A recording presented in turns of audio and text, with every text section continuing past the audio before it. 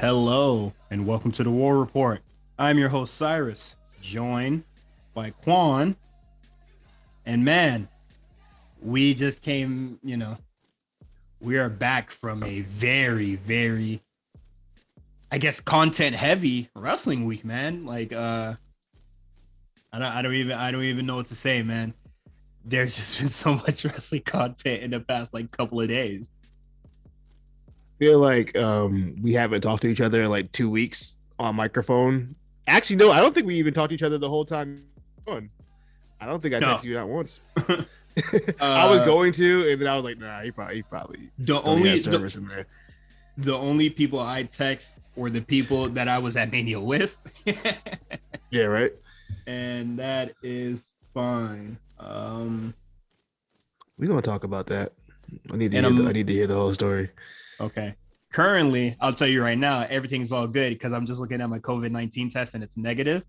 I Turn don't know that if you up. can see that. I can't. Hey man, I can't focus, see man. the focus. It ain't focusing, but you know what? Whatever. You can screenshot it, dude. But I'm But yeah, happy to hear that. Wonderful. the only thing that I'm very sad about, the only thing I'm really sad about is that we did not get to go to stand and deliver. Still tight about that, but it is Low what it key, is, man. low It is what it is, man. low key, that show didn't really matter too much in the long run. It seems like at this point. Low. We're definitely gonna talk about that, but yeah, man. Everything was great. Mania weekend in Dallas. Dallas is a very amazing place. I really enjoyed it. Barbecue, great. Papados, boy. Dude, I saw you at Papa though. I saw that. Hey man, they got to sponsor the podcast, man. I'm sorry. That catfish, red bean and rice, boy. I came home. My mom was just like, "Oh man, we got cooking." I was just like, "This shit ain't Papados, man." They Papa those. That shit was hella good. But Good, right? I know we're gonna talk about WrestleMania and everything else that happened, but you did some extracurriculars. Would you like to speak on a little bit of them, a few of them? Wait, what did I do? You watched the ROH show? No, Oh, okay. you I watched did. some Oh, indie okay. shit. I didn't watch. I did watch a lot of it. I watched. I didn't watch any full shows. I would just catch kind of stuff in the middle of them because I'm gonna keep it a stack with y'all. I ain't pay for none of these these shows, but I did catch a little bit of Bloodsport. I saw Moxley and Biff. They were pretty hard. It's good to see Biff. I was always a big fan of him even before he signed to WWE. Ninja Mac. Every single indie show I watched that weekend, Ninja Mac was on the card. I don't know who. That boy was grinding. That boy was grinding. That's a hustler right there. From Thursday to Sunday, that man was on every card imaginable, including I believe he was on the Ring of Honor card too. And I didn't see the whole Ring of Honor card because I watched some of it, and then the Hall of Fame came on. I got more invested in that. So the matches I did see, I saw Wheeler Yuta versus let me pull that card up. Who did Wheeler Yuta wrestle for the Pure Championship? Man, Wheeler Yuta working heel, way better than Wheeler Yuta working face. Because you kind of already don't like him. It's night and day, but I think it's just his heel style. It's really good. I was like, well, okay, that was actually pretty good. I'm not gonna lie, we are gonna talk about it in a moment, but warming up the Wheeler Yuta, man. Warming up. The first before I would say like 2 weeks ago, I wasn't seeing the potential. You know why? He was hanging with the Doors. But when he told Trent Bray to go fuck himself on tonight's episode, I was just like, I'm rocking with you, man. An enemy of my enemy is my friend. I will never be on the side of Trent Beretta. I'm sorry. It just I always say this, man. When I first watched when I watched my first Wrestle Kingdom, Roppongi Vice was in the match, in a little tag match. Against the Bucks, right? Hated it. I think it was like a triple, a fatal 4-way, like between teams, and I just thought they were like the worst part of it. That one. But no, I'm sure there's a lot of indie matches that are out there, and I need to catch. I heard Kenta had a really good match against somebody. What card was he on? I don't know, but I heard Kenta had a really good match. I'll probably check that out when I can, or whenever that gets uploaded to Daily Motion. All you gotta worry, bro. All you gotta worry about is FTR Briscoes from the Ring of Honor show. I will say that was fantastic. I said it in the Discord. If somebody went 5 on that, I wouldn't even argue with it. I'm like, okay, I'm with you. I like both teams. Both teams. So I'll check it out whenever it comes my way. If it gets posted in the Discord, man, yeah, I'm in there. I'll watch it. Yeah. I'm not opposed to watching that match. I'm really not. But watching ROH while I was in Dallas was not a priority. No, I wouldn't blame you. Also, I heard Bandito was good. I didn't watch that. By that point, the Undertaker speech was on, so I'm gonna watch the Undertaker talk. I'm sorry, Bandito don't do it for me, bro. He don't do it for me either. He doesn't. I'm pretty sure he was cool when he was in PWG doing a whole bunch of stupid shit, but not for me, boss. Sorry. Also, side note, we've been looking for Brian Cage for a long time. I guess he's in ROH now. That boy got relegated to hell. So there's that. He's with Tully. So he's with Tully in ROH. Yeah. Damn. Why they send my man's Tully to the ghetto, bruh? Oh, why they send my nigga to the ghetto, man? You hate to see it. Yeah. And this other matches, it was okay. Cool for myself. Okay. I was saying the rest of the show was cool from what I saw. It was a good show. This relates to In the Trenches. I saw that was on the ROH show that Samoa Joe and Wheeler Yuta are all elite. Samoa Joe, when at the point of the signing, which was like that Friday, I was very worried. I already said before, I think Samoa Joe, fantastic talent. He's done great things for the business. Definitely like all-time great. But if he wanted to move on and do other things, I would be way more supportive of that than his wrestling venture. But it seems like that's not the case. I will say, I tweeted it, but he looks a lot better. Yeah, he looked a lot better tonight than he did his last match in the NXT. Boy, was he? My thing is, was he like, gassed within 30 seconds? I really like, man, that Karrion Kross shit was just so bizarre, man. Yeah. Like I feel like Joe was really not training at all. Like I feel like wasn't ready for that match. That was an emergency break glass. Yeah, 100%. That was the emergency like glass break if the other one didn't work, and they chose to like they pulled the fire alarm and everything and didn't leave the building. Like it was so stupid. But that's great for Samoa Joe. We're gonna talk about it on Dynamite, but I thought he looked really good. He looks a lot leaner. Basically everything just.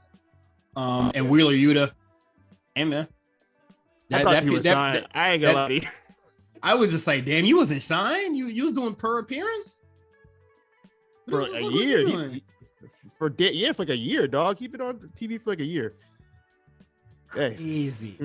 Congrats. They had this motherfucker prominently featured no contract. No contract, just vibing. They had the dog. He's in a program with Ryan Danielson right now. No contract. Tony Khan is a madman, bro. He might have been signed it though. He just now announcing it. Low key. He might have like a month ago. What was the point of waiting? Oh. For him to win the Pure Championship, then they announced it. I guess whatever. That's fine. Good for him. I don't know why this is in the trenches, but Braun Breaker wins the NXT Championship on Raw. I saw the match. I didn't know it was. Okay. I thought the match was much better than the match that happened on Stand and Deliver. So yes. It is what it is. Any other thoughts on that's all I heard really say about it. Initially I was confused as to why they had the match on Saturday and then on Monday again, and then I believe someone posted the ratings, the viewership in the Discord. I said, okay, that makes a lot more sense because a lot of people watched that Raw, and a lot of people saw Braun Breaker beat Dolph Ziggler for the NXT Championship. So it makes sense to me. Cross promotion, into NXT, or at least that current NXT program, Dolph Ziggler, Ciampa, Breaker. That has been like the cross branding feud, like that's been around for like a moment, so it's not really surprising to me that it happened on Raw. Like I felt like an NXT match or Braun Breaker being on there or something was bound to happen. Like we all thought it was going to happen on the Mania card, but that's fine that it didn't. Like Mania didn't even have time for matches that they announced. And fairness, no disrespect. Get it?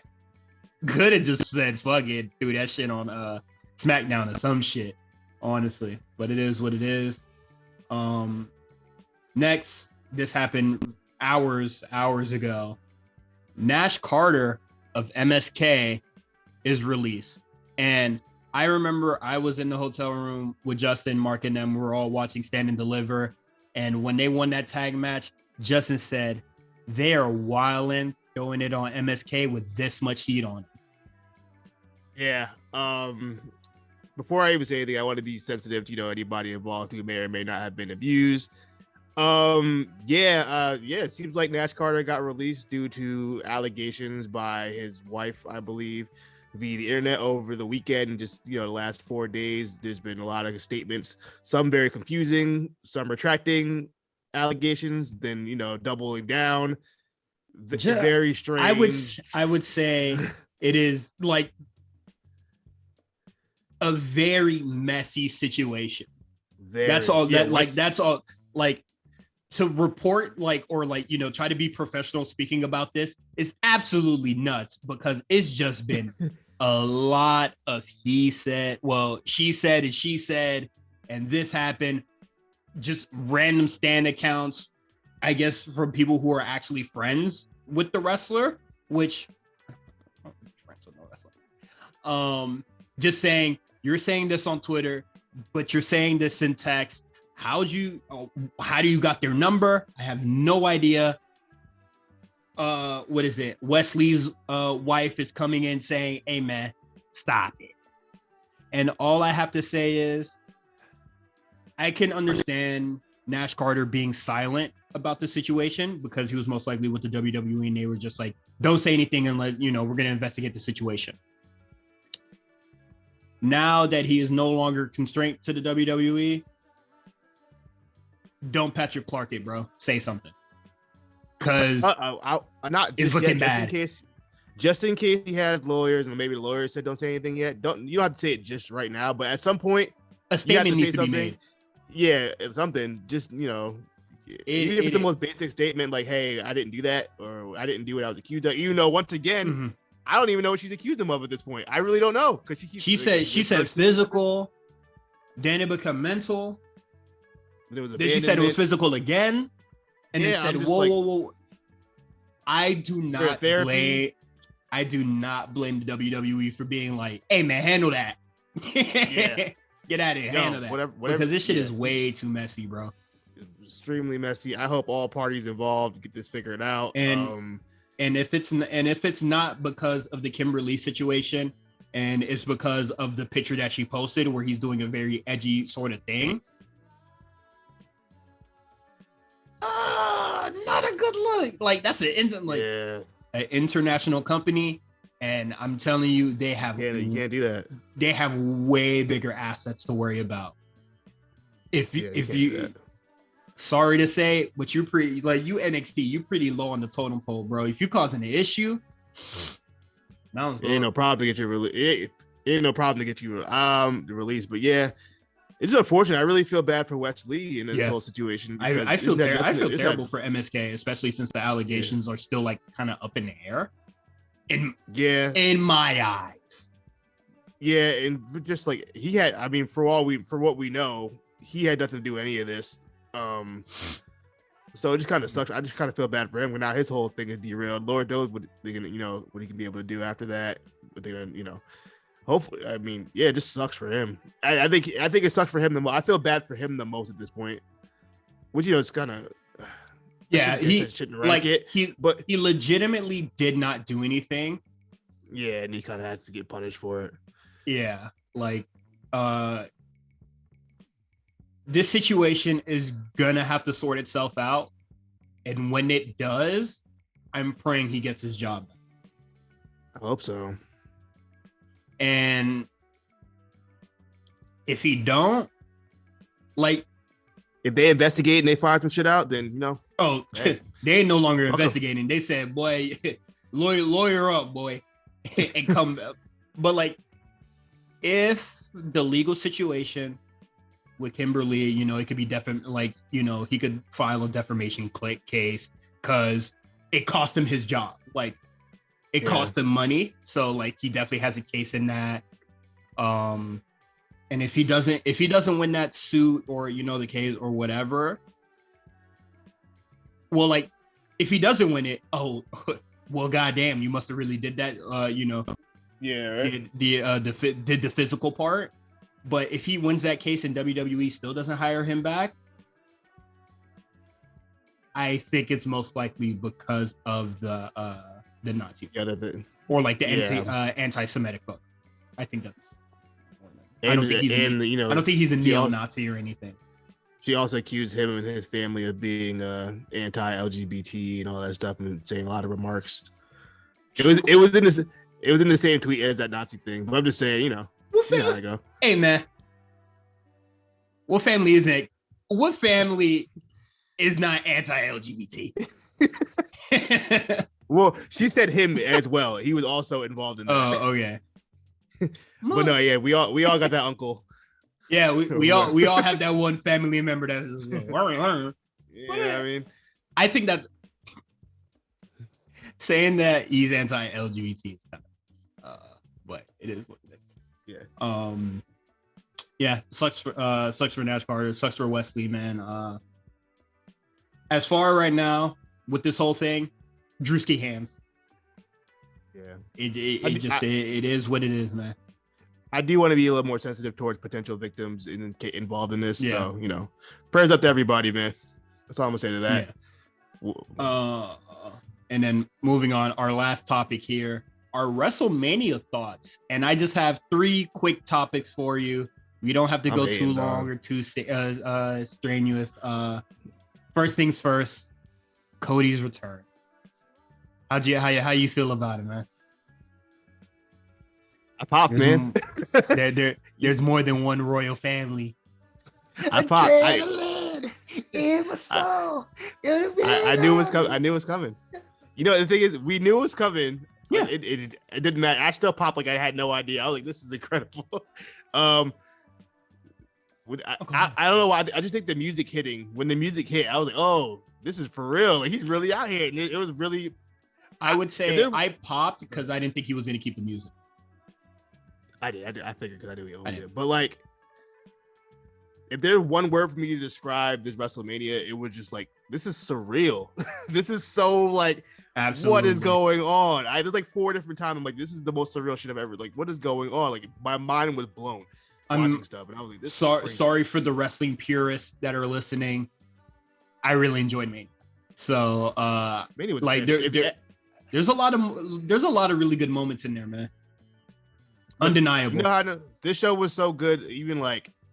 Even the mediums that we usually see that usually shit on WWE any chance they get, they couldn't even say shit. They were like, yeah, no, this is really good. Yeah, you can't deny how good this WrestleMania was. I'm hating though because you got to do something that I didn't get to do, and that's see Stone Cold Steve Austin wrestle live. My first live event was in October 2003.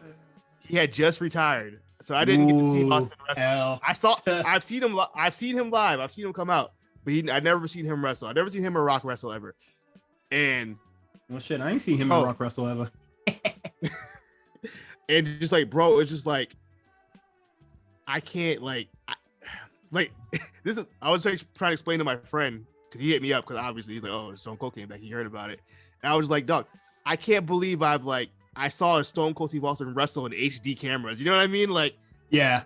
HD didn't even exist when the dude would wrestle. Like this, HD cameras, and then I got to see him live. It's just like, what the hell? Like my mind, I like the whole time I'm watching. It's like, yo, I can't believe this is happening. He's really wrestling. 19 years this guy wrestled. I thought the KO show segment was really good. I think wonderful. It went a little too I feel like KO said a little too much, and probably should have just like, nah, fuck it, I want to fight. But Stone Cold just saying, you want to see me beat the shit out of Kevin Owens, and then or I forget what part of the segment where he just like looked at I think it was when Kevin Owens said he wanted to have a match, and he just like looked at the mic, and it legitimately looked like he wanted to cry. He was just like, I'm really about to whoop this motherfucker's ass. Like, I can't, like, I'm back, baby. When the Stone Cold pop went off, how did that feel in the arena? Like, what was the energy like in there? When you're at like a concert or at a club, and you're too close to the speaker, and you could feel the bass in your chest. Yeah, that's what those pops felt like. That's what those pops were like. What is it? Insane pops, like Wee Man coming out. Wee Man, dog, that pop was insane. Dog, the crowd went ape shit for that. That crowd, dog. RKO Wee Man came out. RKO, the springboard RKO was nuts. That was a big pop. Yeah. What is it? Not the opposite effect, as if like the arena was like completely silent, but instead of like a roaring applause, it was like a deep stare in everybody. Was when Bianca Belair and Becky was out there, and she did the manhandle slam, and then it was like she got the two she did the jab to the neck and then did the manhandle slam. That 2.99 sucked the air out of the room. I believe it. It was really good. It really played at the emotions of everybody in the arena. What else, man? Vince, Pat McAfee, Austin Theory, Vince. That was really good. Stone Cold, of course. Hey, Vince was looking crazy, dog. I don't want that man ever in a ring ever again. What's wrong with him? Also, I gotta say something real quick about that, because they was on my ass on the Twitter comments. I don't know if you saw it, but I had posted a tweet Saturday night, or like Saturday morning, like before WrestleMania even started, about how wrong Meltzer and all of them was. Oh, about everything. I definitely heard. They was beating your ass, boy. They was on my ass. Like, well, look at that. You got everything he said happened. And I was like, okay. But I couldn't let them win on Twitter, so I kept denying it. But they were right. I mean, he was right to a degree. I'm gonna give him half a point. I'm gonna give Meltzer half a point for that awesome thing. For Vince, he was so for the Cody thing, I'm not giving him for the credit for the Cody thing because it was clear that he was just trying to jump ahead of it and try to spoil it. Yeah. Because every single day for weeks, he was just saying he might show up or not. I don't know. Maybe. Who knows? He's gonna show up on Raw next week, maybe sometime down the line. Who knows? And he was just like, "There's plans about him showing up at Mania." No, there isn't. He might back out. But there might be. I don't know. Yeah, he might back out. I don't know. You do not get a point for that. That one, it was more so the Vince versus Pat thing. People were like, "See, the match happened." I was like, first of all, they didn't advertise. That wasn't the match. But what they initially thought it was gonna be the graphic with Pat McAfee and Vince. Like, yeah, it happened, but not how they said it was gonna happen. Yeah, they probably decided that day. Low key, I wouldn't be shocked they decided like Stone Cold's still here. We might as well use him for night too, right? And just just do it again. Even once again on the McAfee Vince thing, they said that the angle or like the feud with Vince was gonna start on that Pat McAfee show. And it just turned out to be just a regular ass interview. And then all Vince said was, "Hey man, I really like your work, man. So I wanted to give you the opportunity to do something at Mania." They thought like it was just going to be Angle Central, where both of them were going to be completely in character. And it wasn't. So they were wrong. To a degree. They were kind of right. I'll give them half a point for that one. And the other one I think they got me on was I forgot what the other one was, but either way, they was on my ass, but I wasn't gonna let them win. They were DMing me. They were DMing me. I had like they were DMing threats, boy. They said you was a hoe. I was like, yeah, what? I was like, what is going on from Meltzer? All right, whatever. Shit's sad. Yeah. Last Mania topic before we move on to AEW. Triple H, man. My heart was heavy. My heart was heavy for that, man. All over the weekend. First we saw him at well, I didn't see him at Stand and Deliver because I had a commercial when he came out, but they did show a replay. Boy, that broke boy. I'm on that broke boy Peacock broke ass. Hell no, man. Pay the fee, bro. So the commercial, I saw my whole timeline going crazy. Like Triple H, I'm like, what are y'all talking about? I see a State Farm commercial right now. And then, what is it? KCICs exposed themselves. They said, "Oh man, they had a heartfelt moment." And they had a commercial? Broke ass beat. Yeah, but they did show the replay, and that was a really cool moment for Ciampa. Mm-hmm. And then, yeah, on WrestleMania Night 2, open up the show. It's real now. When he put them boots in the center, I was like, damn, dog, it's real. I didn't notice the boots. I didn't see the boots in the center until his promo was over. Oh, really? Yeah. Yeah, and it made me really sad. Because he didn't like come out with the boots. He had the boots like on standby. Yeah, like it was already there. I didn't notice. Yeah, so that was when he started walking away, and then they panned to the boots, and then they had it on that big ass screen.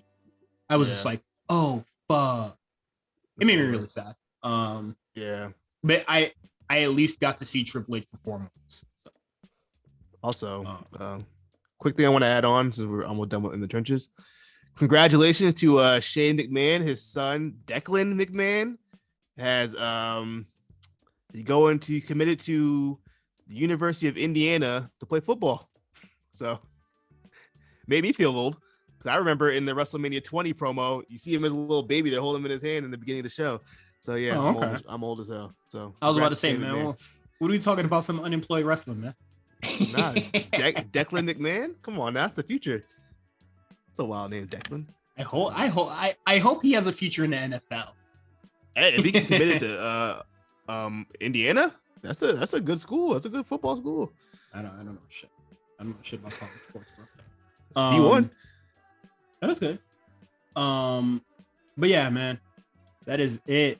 So let's get to In the Trenches. I mean, AEW, my fault. The next caliber. BTE Trigger. Yeah, baby. I love it. And now the double kick. The big ring.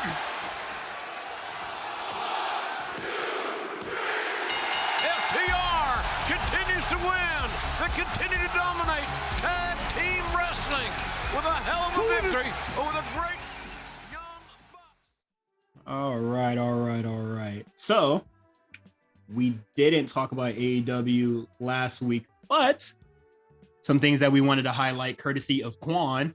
He's an episode last week too. Punk says that he's going for Hangman. He definitely has Hangman in his sights, so that's good. And it seems like the Hangman hold wrapping up. Yeah, that's hanging up. So what an L, bro. This is the second time where somebody much bigger was just waiting in the wings, waiting for Adam Cole to get out the way. Tony Storm debuts against the Bunny. I want to watch that match back. I just want to see it. I think that should be interesting. And the Undisputed Era had a... Oh, go ahead. Okay. No, I was going to say, I saw a clip of Tony Storm talking about how her mental health was really, She looked fried, boy. Yeah, during her WWE run. And I'm starting to think maybe with the schedule that really got to her. I mean, she didn't really specify, But I mean, that's what it seems like. She went from taping once a month to only having to work 1 day a week, and then all of a sudden she's working 4 days a week. Might have did it, or it could have been creative. We'll never know. She didn't really specify, but I just wanted to point out I'm happy she's in a much better place now. Yeah, whatever. If whatever it may be, I'm just glad her mental is right now. I would love to see her in the WWE again. I would love if she came back at some point in time. And what I really think that could have been missing from that, this is, deep level thinking here. I think if Bayley was there, I think she would have stayed. I think that just because how Bayley works with the new people. Yeah, Bayley's just nice. She did a fantastic job for Bianca. So yeah, I'm with you. Yeah. Just somebody like a vet or somebody that's been around a much longer to just like, hey man, this is how shit's done. Or just like this is how things go.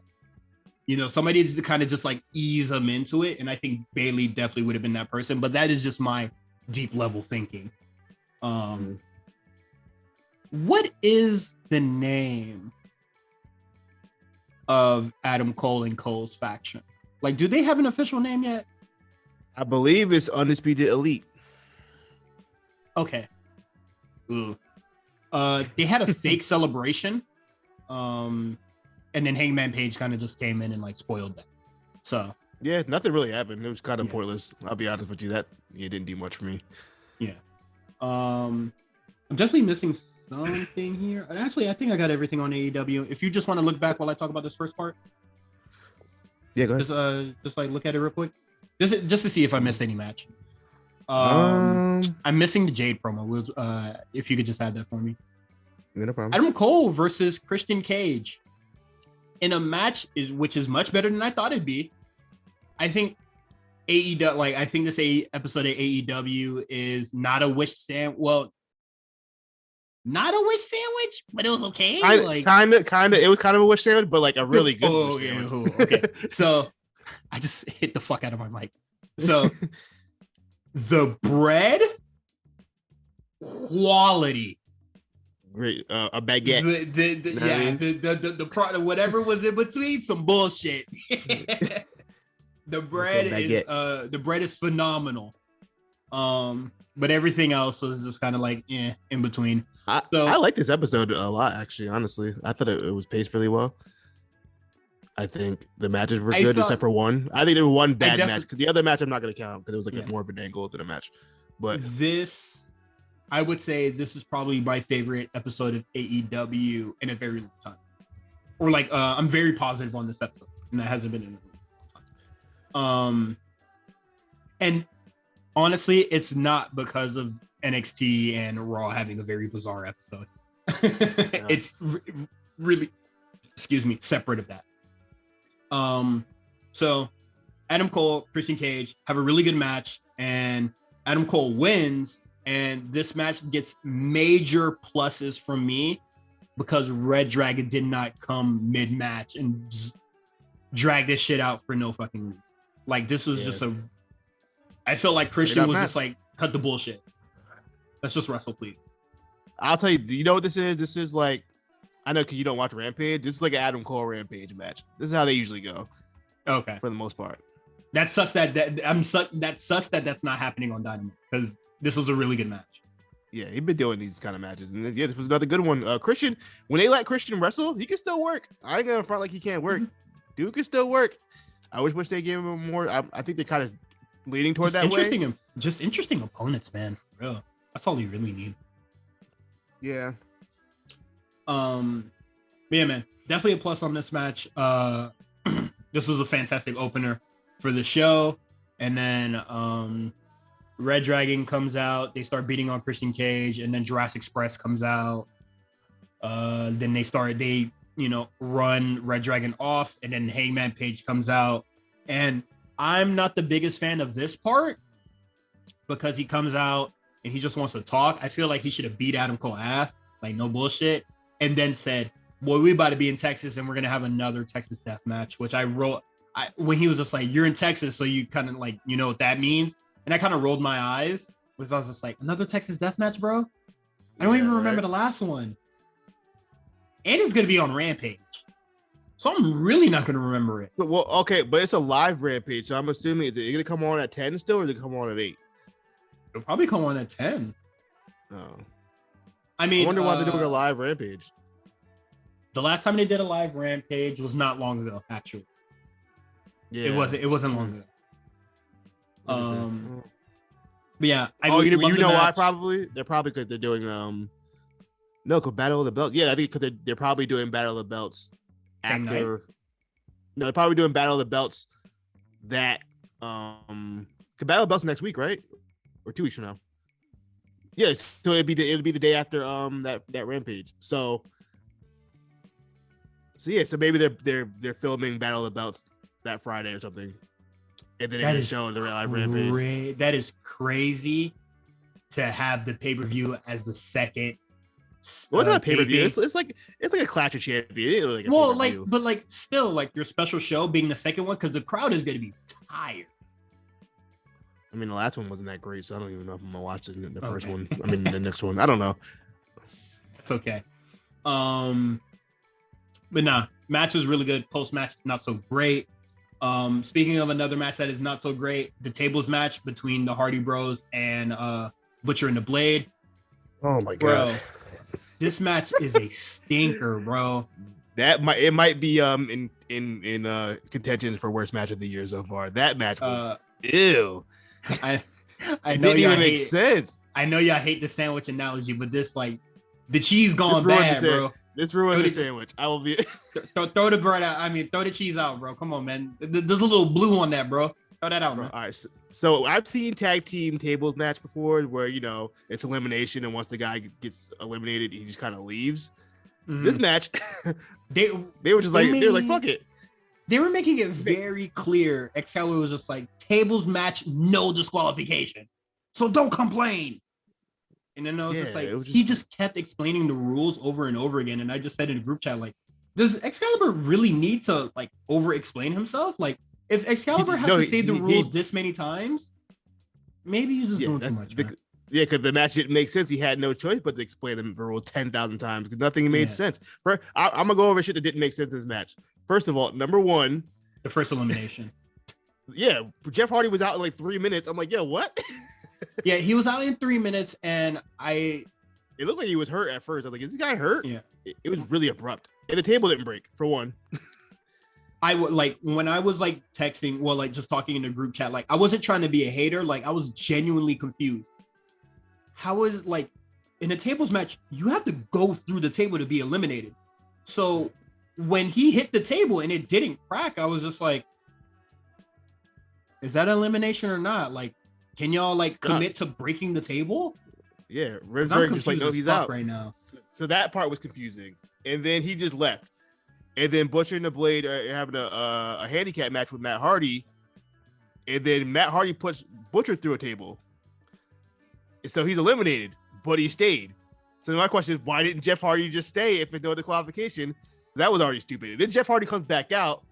I thought it was dumb to have Jeff Hardy get eliminated first, but it's most likely because, he was just like, I'm kind of hurt, and then got eliminated. Yeah, I don't know what happened. It was really weird. And then he comes back, and then they pull out a ladder to do the spot that they did a couple weeks ago.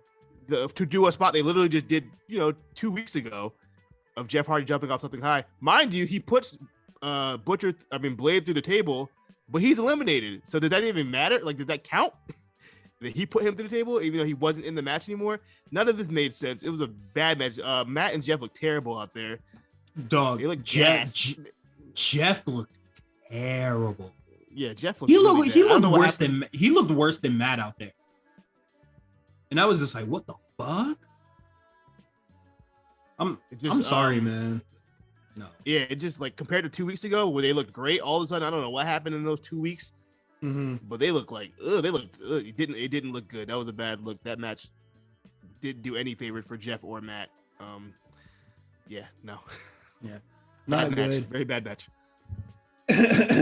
Sorry. Another match that it's whatever. What is it? This ingredient got a little tang to it. You feel me? A little aftertaste. You feel me? Samoa Joe versus Matt Caster. The Acclaim rap. I don't think it was okay, but I just like Samoa Joe's faces just being like, oh, okay, all right. I hear you. I mean, Max didn't lie. He's not like he lied. Yeah, everything he said was true. Low key cooked him, but Samoa Joe's face going, oh, okay. What? You know Samoa Joe about that real hit, that hashtag real hip hop. You know what I mean? We know how to joke it down. So I thought this match, the match was fine. I definitely thought this should have been a squash, but I don't think Samoa Joe was really going to be on AEW often.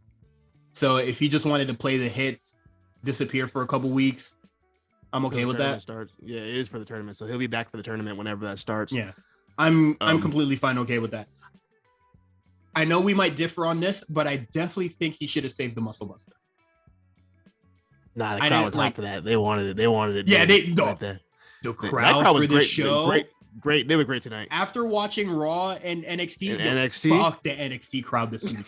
Fucking awful. We'll get to it. We'll get to that. I get Dallas being tired, but Full Sail. I mean, the PC garbage. Yeah. Nah, man. The crowd was like. They was they were like thirsty out there. A pack of wolves. They were hot for everything. I don't know what got into Boston. They were fucking turned. Yeah, they were turned up the whole show.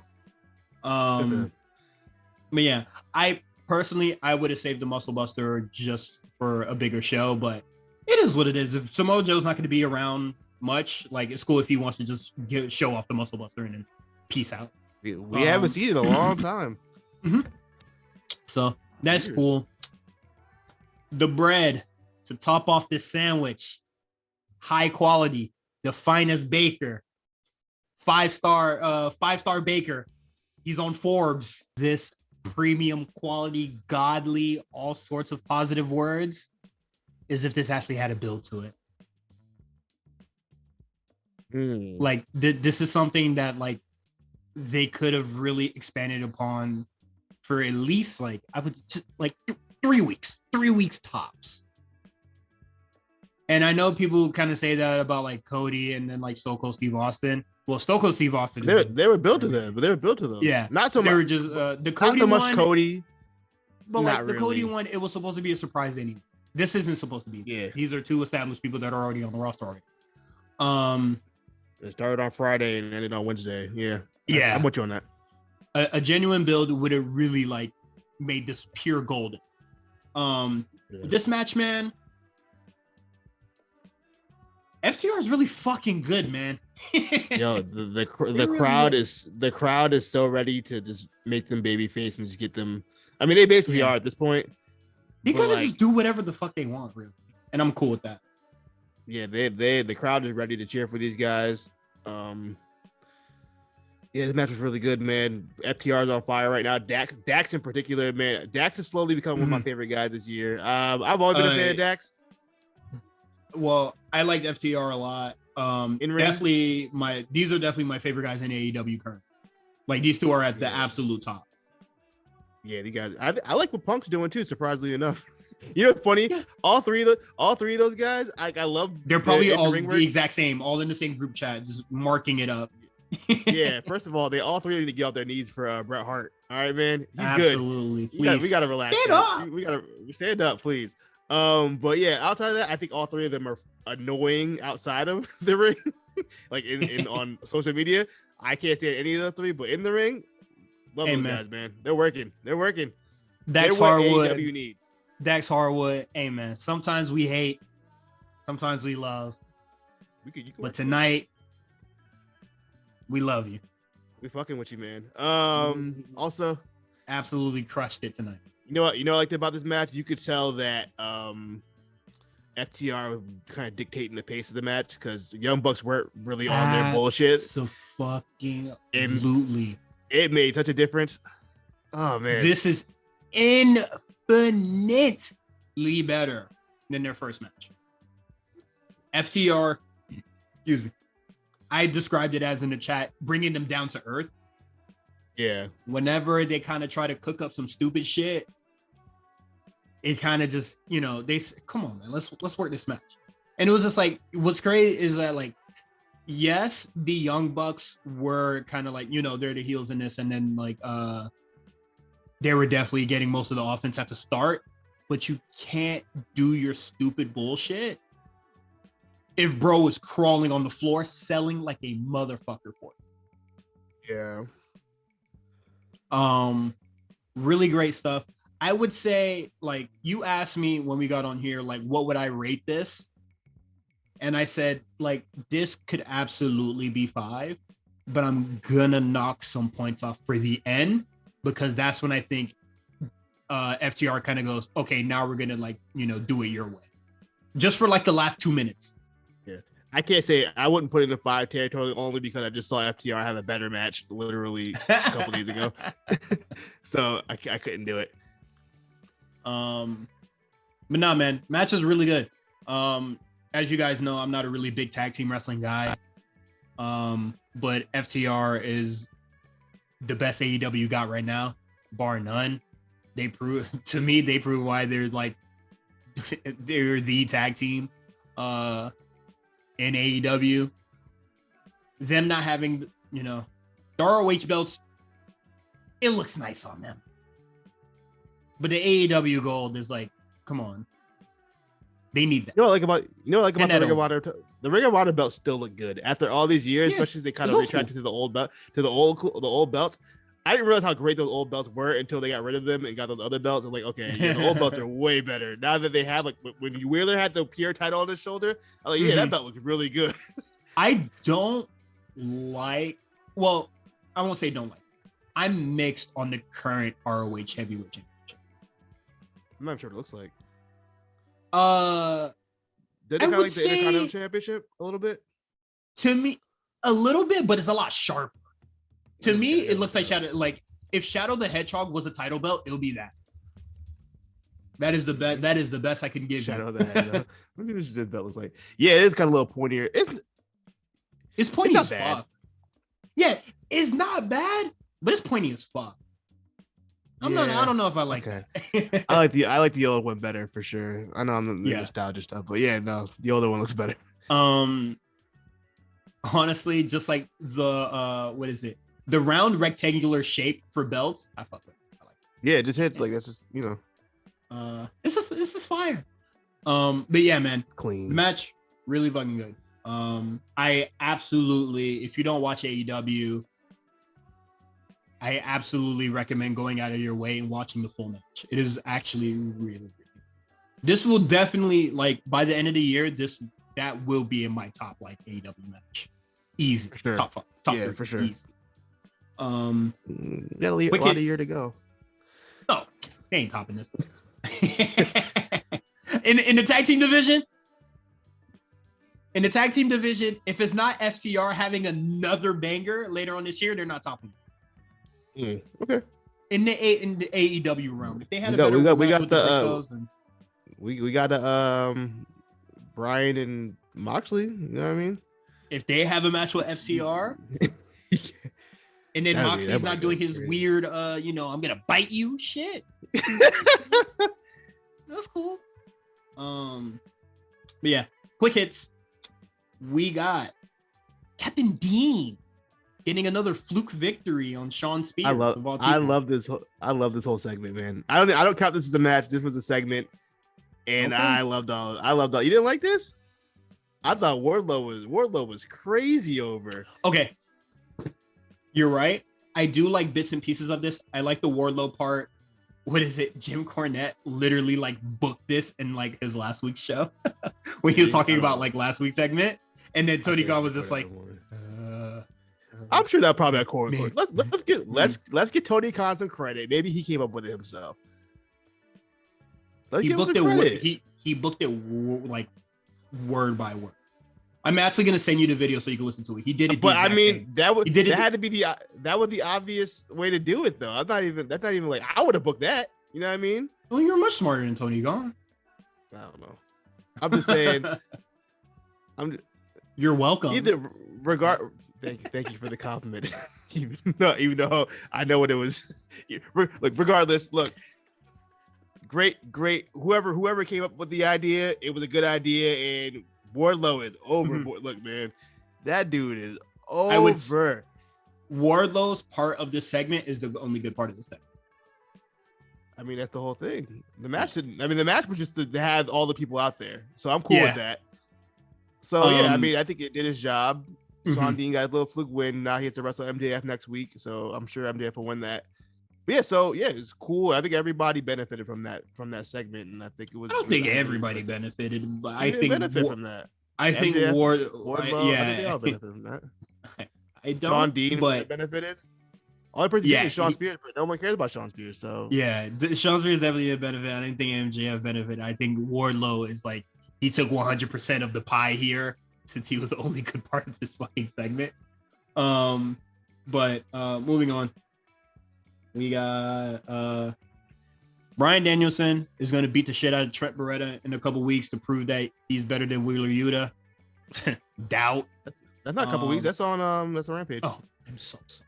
Yeah, Rampage.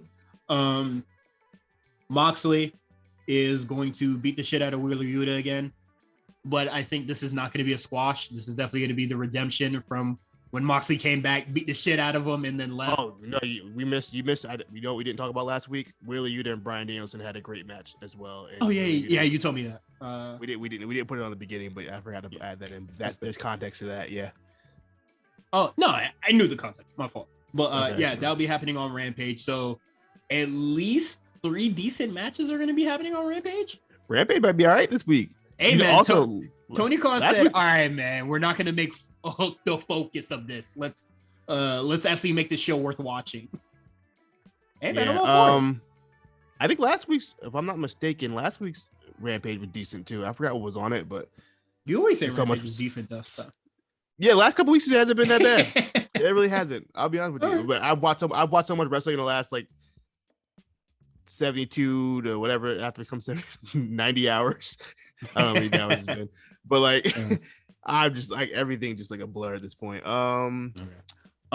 Jay Cargill has a promo. Shout out to the baddies in the section. Why couldn't you get them front row? Why couldn't you get them on stage? You could have actually sold those tickets or like sold those seats and just had them on stage with you. It's the baddie section, bro. Sorry, bro. AEW don't need the bread. The baddie section. They doing all right. I don't know. They need the bread. Jade sounded really good. This she sounded confident. This is the most confident I've seen her on the mic. They let her really get her shit off. Yeah, man, that was good. Yeah, she definitely needs a writer for the most part. Like, I definitely think she needs somebody to. There's no writer.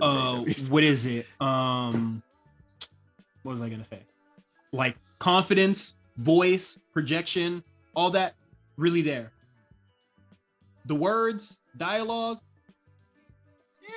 Just throw some WD-40 on it. But I thought it was really good. And we figure out that her number 30 for Jade is going to be Marina Shafir. Yep. And boy, well, what I be saying, man, they go to dark, beat the Crazy 88, and then they get a match. Has this motherfucker even sniffed Dynamite? Has this motherfucker sniffed Rampage? I think in the 2 years Marina Shafir kind of been there, or 1.5 years, I think she's been on Dynamite maybe one time ever, well before this winning streak. She was like a jobber or something. So yeah, no. Shaking my head, folks. But yeah, we're gonna get a Jade versus Marina Shafir in a match that really has no heat, and it's kind of gonna happen. Like, how are you supposed to get excited for Marina Shafir? She has a title match coming up, and she's still not featured on any of the show. Yeah, at least they could have did like they should put her on tonight. If anything. say you the problem solver to her face. Yeah. She didn't even show. She didn't even show. There's no promo, no nothing. She got like a video package. She got like a video package, I think, like 2 weeks ago. Oh. But it wasn't even in context of like her going to face Jade. It just said that she's been racking up wins in Orlando. Lame. So- Moving on. I- 3 Puerto Ricans yeah. beat up Jericho and his crew, and they said it's on site over and over and over again. So Well, they had to hammer it down that it's on site because when shit's real, when you gotta tell people it's on site, every 30 seconds. that boy said your father figure is a failure to your face. It should have been on site a couple. It should have been on site a month ago. It's on site now. It's on site now though. And then Hikaru Shida beat up Julia Hart in a match I thought was way too fucking long, but Julia Hart looks better. I think they need to get Julia Hart's gimmick off. Obviously, she's slowly but surely turning dark to join the House of Black at some point. Kind of just waiting for it. That shit don't mean nothing to me, man. But yeah, Hikaru Shida beats her. And then she's in the Owen. He comes out again, and then they have a face off. When is this feud gonna end? Like this is not this is not a fire rivalry. Hey, you know what though? I'll give them this. They gave the women they gave them a B storyline that didn't involve a belt, which is kind of rare for them. Also rare for WWE. Actually, they don't ever seem to want to do it either. But they give some women's a B storyline doesn't involve a belt, so I'm cool with it. It's fine. Yeah, we should probably get to the whatever the finale of this is going to be, probably like a Street Fighter or something. But let's move on from this because I definitely think they need to be doing something better. Now, shit, man. Let's get into NXT and Deliver and 2.0, and then our grading segment after that. Oh, yeah, there's no Patreon because Patreon is going to be everybody gets it, huh? Mm-hmm. Yeah, everybody gets it this week for our 1-year anniversary. Shout out to everybody that is a supporter and a patron and a future patron, day ones and all of that. The Creed brothers say, wait! Oh, here we go.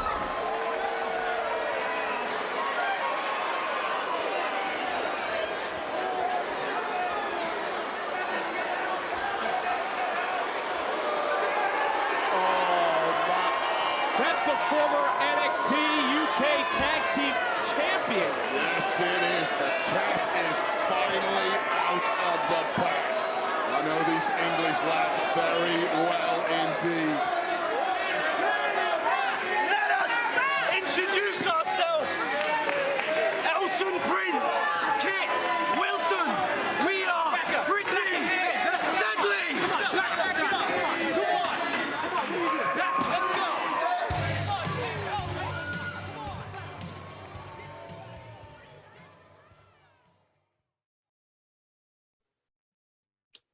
All right, y'all boys. Let's get into this NXT 2.0. But first, I'm going to pull up our grades just to have that handy.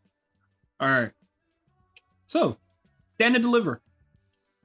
We're going to try to blow through this relatively fast because we ended up seeing half the rematches anyway. So yeah. So, ladder match. Thoughts? For Stand and Deliver? Yeah. Okay, was a ladder match at a different point in time? No, your microphone went out. So I didn't hear what you even said.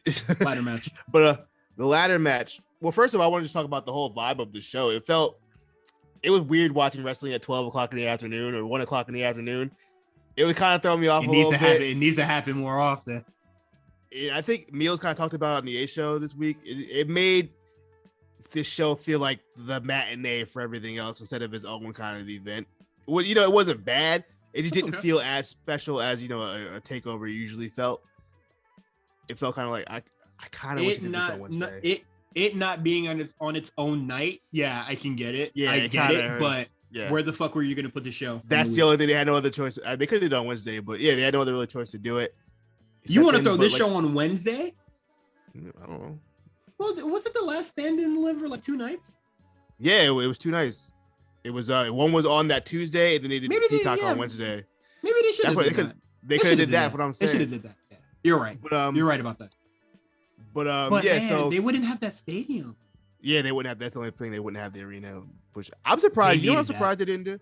They should have did the building they did last time they went to Dallas. I don't know why they didn't do that building because it was smaller and it probably would have sounded nicer. Because it definitely didn't sound as full, but I mean, it still sounded fine. But as for the ladder match, hey, I'm gonna pull my grades up real quick. See what I did for the ladder match. Stand Deliver, I gave it a pretty high rating.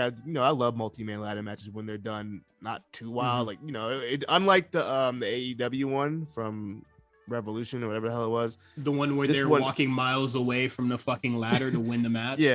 Yeah, all kinds of weird shit. This one was more grounded. There was definitely some high spots, some scary spots. Grayson Waller, he's bugging. He was bugging for that elbow drop. It looked like his arm got caught in the ladder. I feel like that spot was always supposed to happen, but he landed way worse than it needed to be. Yeah, like he got all arm, no body. Yeah. I think he's trying to do I don't know what happened there. He was supposed to crash and burn, that's for sure. Yeah, I think we both kind of predicted Cameron Grimes would win that one, just from the dad storyline. Hey, Ray. And, hey, I'm happy for him. Good match. This was a really good match. Everybody got their shit in. Yeah. Everybody looked great. I wasn't too confident in a lot of the people here, but they did what they needed, honestly. So, really good match. The women's fatal 4-way, much better than I thought it'd be. Much better than I thought it would be, and I thought everybody held their own. Were you shocked by the finish? Were you shocked by the winner? I should say, not the finish. No, because I predicted it was either. We both said either Mandy Rose or Kaylee Ray. No, I don't remember what the hell I said no more. Okay, dog. That was I feel like it was 3 weeks ago. No lie. It does feel 3 weeks ago. It's been. I thought the match was really good, man. I like Mandy Rose. Me too. I like Mandy. I don't like her character. I like her in the ring. Surprisingly, out of anything, I like her in the ring more than her character. Yes. At this point, I think she's really good in ring, and she definitely showed me something. And I don't know if I'm really glad that the singles match didn't happen. I know how we got here is not great, but I really enjoyed the match. I thought everybody did insanely well. I wasn't expecting a bad match. I just wish we got here a different way, but it is what it is at this point. What can you do? At this point, that wasn't even the most questionable thing Shawn Michaels has done in the last week. Okay, when it comes to booking. So let's keep going. we're gonna talk about that. Braun Breaker versus Ziggler. Nah, man, I didn't really like this one. I even came home and I watched it again. It was fine. It was okay. Shrugging. Yeah, it was fine. Their Raw match was way better. Yeah. Tony D'Angelo and Tommaso Ciampa. I'm very middle of the road about that one too. LA Knight versus Gunther was I thought that was much better. I thought it's better than I thought it was gonna be. Yeah, it's better than I thought it would be, and I think it's better than every other singles match on this card. Was it the best thing? I had them in the main event kind of rated the same, honestly. Okay. The tag team match, banger, but man, banger. Questionable winner now. Now we're looking at it. But so this is the thing. It's confusing. So I don't know exactly. I get it, but fuck, man. Yeah. So if we're looking at this result and looking at how NXT ended and everything that kind of went through it, Imperium seems like they look like they're something could happen within that dynamic. So they couldn't have won that. Yeah. Free Brothers, they could have won it, but I still think it's too soon for them to have. I think they want that chase to go a little longer, and they got pretty dead to deal with. They could have won it, but they had something else to deal with, and that's how they're going to get their reps in. And I think we should just really kind of just address it now. So, all the questionable decisions that happened throughout this whole week was not because, oh man, just sporadic, crazy, wacky NXT. Is because they were told that a lot of people were going up. Yeah, so they were kind of just getting, I guess how would I describe it? Kind of just like the runaround from the main roster, or people that are calling up for people from the main roster. So Imperium, we saw the reports that Walter and Martel Bartel, sorry Fabian, they're looking to go up. So we got to get that off Imperium. Yeah.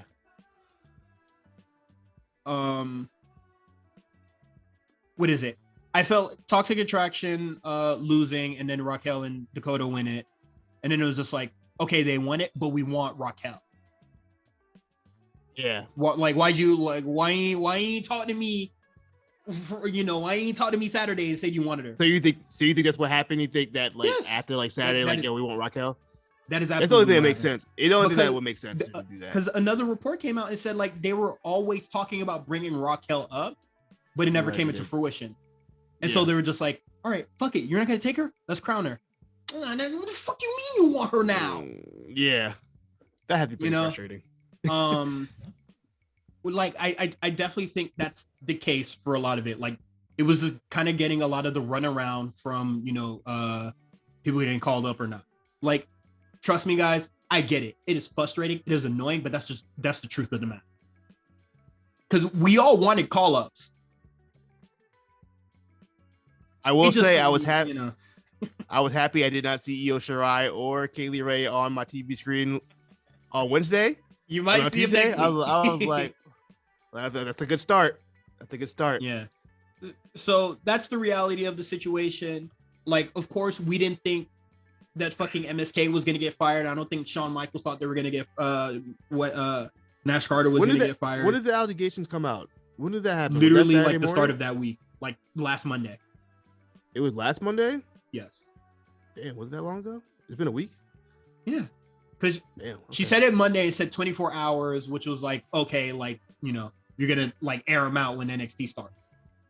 Oh, that's right. Okay. Yeah. and then makes it she more said questionable. nothing, and then Yeah. started to like firing it back up towards Stand and Deliver. And they must have had no. I'm sure Nash probably reported like, "Hey, this was going on." I would hope he would have said Oh. that. You know what I mean? So they I'm must. pretty have sure known. WWE, that tweet came out. Nash Carter looked at his phone. This is H. Hey, This is Bloom. this is Coach Bloom. Uh, Hey, Coach Bloom here. You see the tweet, dog? What's going on, Yeah, this is Laurinaitis. buddy? Regal called. Regal was like, "Hey, I'm not even over there. What's going on, dog?" Hey man, what fuck? But like, yeah, I definitely think just like I know it's frustrating. The creeds in. They probably should have created the creeds in. Frustrating, but that's life, man. You know what they could have did? Honestly, they could have had. You know how WWE likes to do this. Had Creed win the tag belts and had Pretty Deadly just beat him for it, and then they have to fight back and get it. Do you think people would have? I feel like people still would have been less happy about that. Honest, there is absolutely no pleasing anybody in the way that NXT has been booked in the past couple of days. I mean, it's hard to give them the benefit the last couple of weeks. Honestly, they've been doing a lot. Yeah, of exactly. fuck shit. I'm- I can't even cape for them. Personally, I can't even cape for them this week. if anybody wanted to be like, yo, NXT's booking has been fucking like really weird these past couple weeks, I'm not gonna disagree. I know why it's happening, but I ain't gonna disagree. If you want to talk about the women Dusty Cup thing, I think it's crazy too. That was dumb. Yeah, that was. I don't like that at all. Hey man, I think it's crazy too, but I'm not gonna be like, oh man, like this show's terrible for it. But it's just like I understand why they wanted to get there. If they wanted shit that extra, happens. if they wanted that extra insurance for Mandy and Cora Jade, I completely understand. All just the Mania shifts and all that sort of stuff, and then the Carter thing, just Drewski hands, and I'm gonna give them a certain amount of time to fix this. Is that fair? Then. 2 weeks. You got 2 weeks to fix this. You got 2 week probation you got- period. you got 2 weeks to Figure fix this this. out. Figure this out. You have 2 weeks to figure this out, because surely a lot of people it's the WWE, who knows? But surely if the people that they're calling for on the main roster, if they're calling for them to go up, they should be gone in like 2 weeks. Because the people that they're calling for aren't doing anything. So it is what it is. Now let's actually get into NXT. Want to address the crowd first off the rip? The crowd is terrible, awful. This- When Braun Breaker came out and they said, "We want Ziggler," you're eating dick. You're eating dick, bro. Yo, Bro, you literally love this motherfucker on his come up. One dude from the main roster comes around, and then you're talking dick. And then you were booing Ziggler for the most part and cheering for Braun Breaker to get it back. You're literally cheering him 2 days ago. And that was, oh man, no, we want Ziggler back. You know what it is? You know what it is with that NXT crowd? They've always been this way. Finicky. They want to push guys, but when they get pushed too hard or not pushed the way they liked it, then they'll turn on them. I've seen this happen a couple times in NXT. Like, is the PC not happy because he won it on Raw? Like, or they just want to, either that or they just wanted to steal the show and wanted to make the show about them. But yeah, I was so fucking pissed when Cameron Grimes came out and they said he did not deserve it. Yeah, he's like, no, you don't. I was like, damn. This nigga said he was doing that shit for his dad. Y'all were just cheering him last week when he qualified for the match. Yeah, no, you don't. It wasn't like a small subject. It felt like half the crowd was saying no, he don't. I'm like, yo, what's going on? Like from, I had the AirPods in, man. Just the people that weren't on the hard cam wanted to be noticed. That's what it sounded like to me. Because I don't think anybody that was like in the hard cam or just like in that front face was like kind of going for it. And what makes it worse is that like they would chance it, get shut down, and then stop. Like you just wanted to chant some shit. Like it wasn't even really about it. You just wanted to be negative. Yeah, this crowd was damn. It might have been worse than Full Sail's worse. No, I'm not even sure if Full Sail's worse was bad. This might have been worse than this. I would say, like, not to be dramatic, but like this was the PC's darkest moment right here. Because saying Cameron Grimes didn't deserve it when he's doing a promo about like doing it for his dad, and you were just cheering him last week, it's fucking nuts. That is crazy, bro. I think the only time I agreed with the crowd was during the Tony D'Angelo thing, because legitimately nothing happened in that segment. You're the Don. What do you mean? We watched literally nothing happened. Nothing happened in that segment. That was not interesting. They could have made that shit a video package, real shit, and then like added like some more flair and like production to it, because that shit was boring. And come on, nobody knows who the fuck Galante is, bro. He's from Connecticut. I didn't even know who the hell he was. Shit. We in the same state. I didn't know who that guy was. Nobody knows who the fuck Galante is, bro. And Wade Barrett was reading off his goddamn Wikipedia. And I said, I still don't know this nigga, man. And then he started reading off his Wikipedia. I was like, you own like a baseball team or some shit? I don't care about baseball. Team. I don't give a fuck about hockey. But his dad was, you know what I mean? He was in it. For real. Hey, man. Galante, no disrespect. I'm about to say, watch him out. Like, what you do in the game is real. What you doing in the sports entertainment stuff might not be the best for you. What if that was a real coronation? That might be a real deal. He might really be in the family. Come on, man. That'd be fire. Real. That really happened. Tony D'Angelo in a real mob. He ain't going past carjacker. You know what I mean? He owns the automobile shop where they chop it up. That's it. He put in no work. He not the Don, but he could be the top of like the chop shop gang. You feel me? that is his mobster ceiling. He CJ, he Carl Johnson in fucking Liberty City. He just steal cars. You know what I mean? Moving on. Creed Brothers defeat Imperium. Fabian Eichner kind of walks out on him, and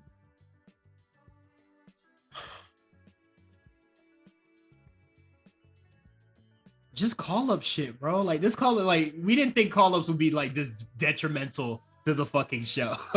No, there'd been no sign of like any dissension between Imperium at all.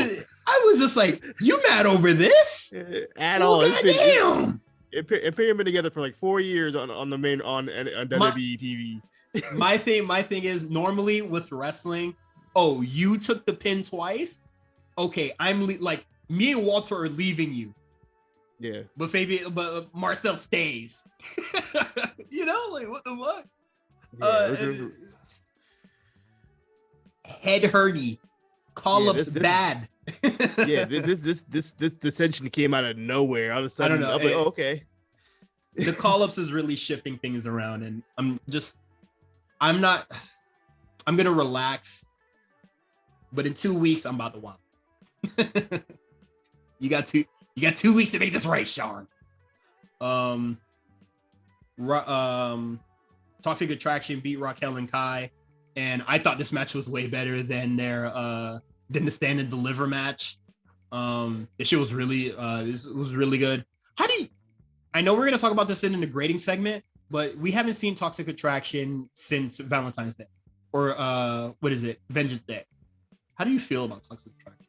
Like in ring, JC Jane and Gigi Dolan. They're okay. That's all really good. I don't really have much else to say. I don't think that's fair. That's I couldn't even tell you Gigi Dolan's finisher. I don't know what it is. You know what I'm saying? You know what I mean? Like, I don't know their individual finishers, but I do like that they have like a sort of axe and smash, like a Red Dragon ass finisher. That's all they really need. So they've only worked 3 matches this year. So yeah. I mean, like, we have barely seen them wrestle. Exactly.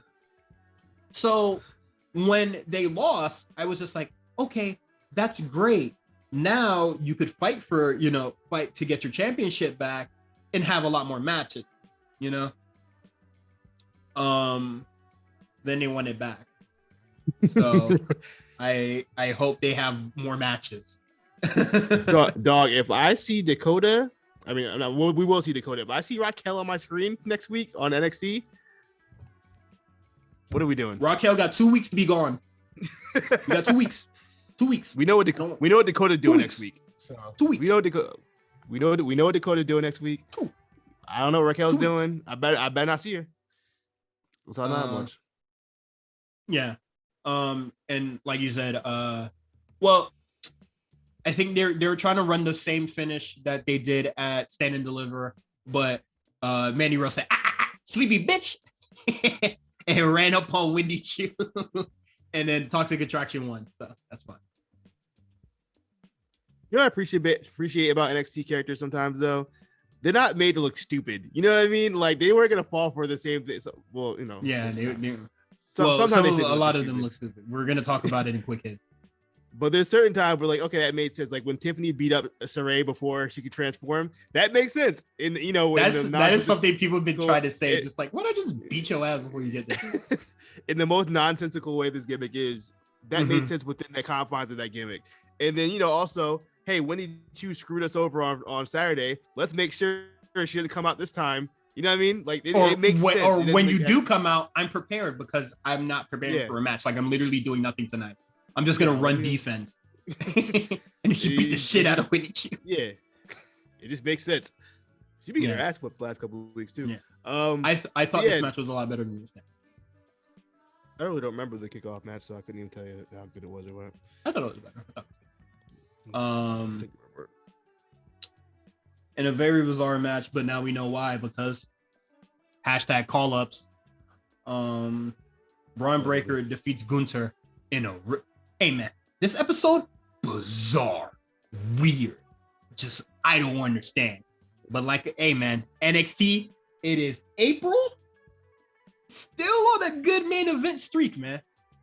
Yeah, this match was really good. Gunther gave him everything. Literally everything. All the power bomb, the splash, all the chops, all of it. Drop all the hits. He played every instrument, every song, man. So if that's not Gunther's last match in NXT, I don't know. I mean, he went all out.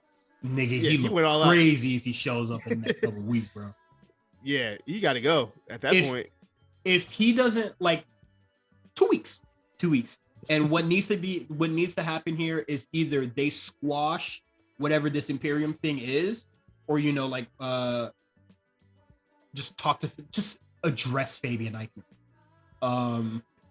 You were Fabian Eichner. How hot would you be in real life if you saw your boys getting called up and they left you in the back? I'd be kind of hot. I'd be tight. I'd be tight. Don't do that to me. Like we built this together. Yeah. Y'all need, you know what I mean?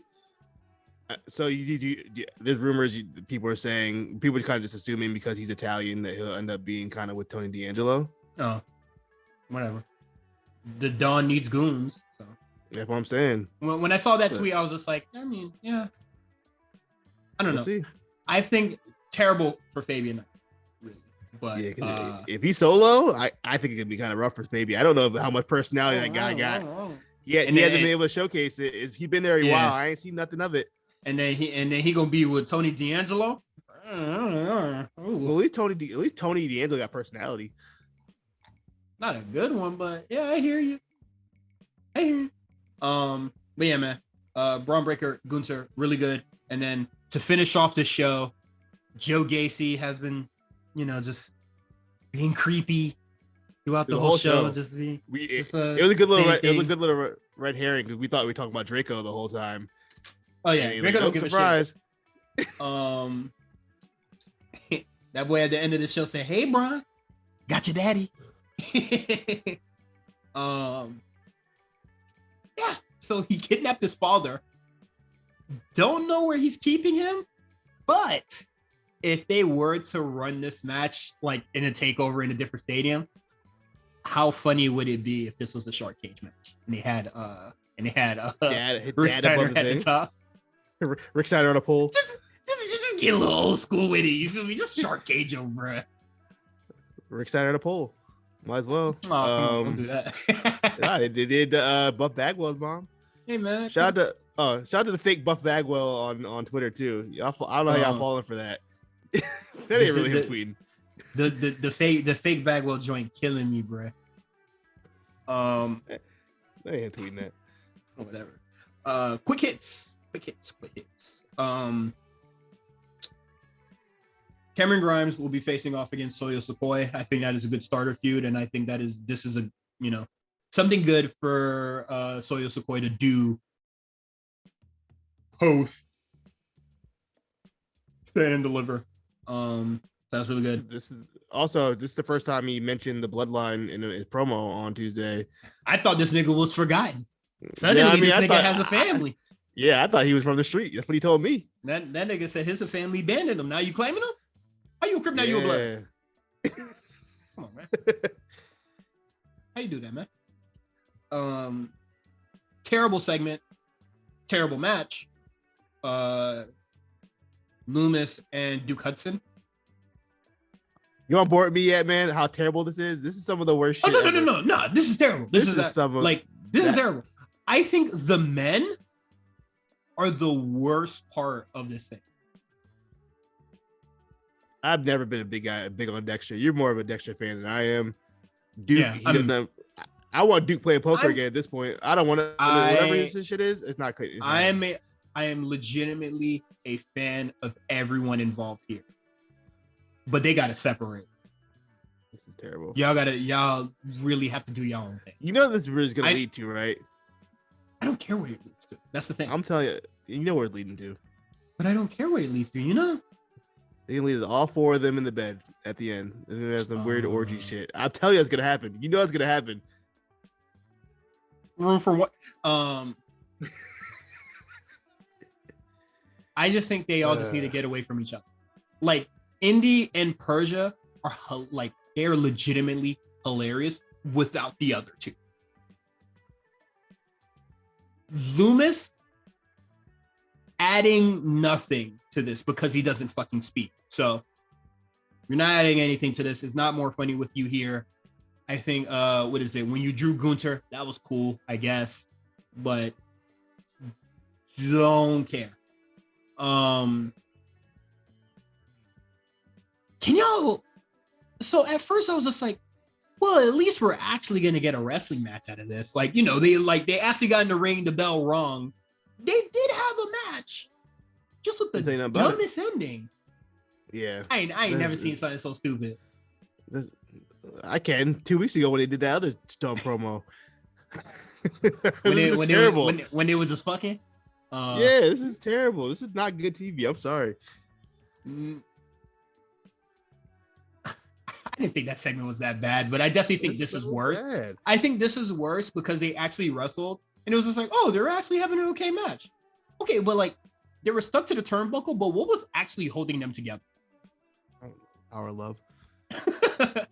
Like what the fuck was Loomis and like Duke stuck on that they couldn't just pull each other away from? At that point, I wasn't even paying attention anymore. I said, I can't watch this. This is bad. Let's wrap this up. When I saw the double count out coming, and I was just like, oh, come on. For real? It's just, it's good that you're on the show, but something needs to give. Get them off the show. How about that? I don't want to see these guys. None of them. We can all go. They need to be doing something else for real. Quick hits. Well, something that was given, boy. The Kid Lion legend, boy. Wee. Last Legend looks great, man. I think she's really improving. In all seriousness, though, jokes aside, the match was decent. It was fine. It's fine. Nothing looked bad for the. You know what I mean? Everything looked fine. They hit all their moves. I think there's like one kick that got whiffed. I think Nikita might, but regardless, besides that, it was cool. Lash has definitely improved. Mm-hmm. We can't. They tried to get her out of here in that first match, but she missed the elbow, or whatever. And it wasn't even that bad, to be honest with you. And then I've seen worse. I've seen worse. You know what I mean? So, like, yeah, it was a fine match. You know, now if you want to joke, they said that superplex spot until they felt the whole arena shake. You did it? I felt it on the CT. I felt it.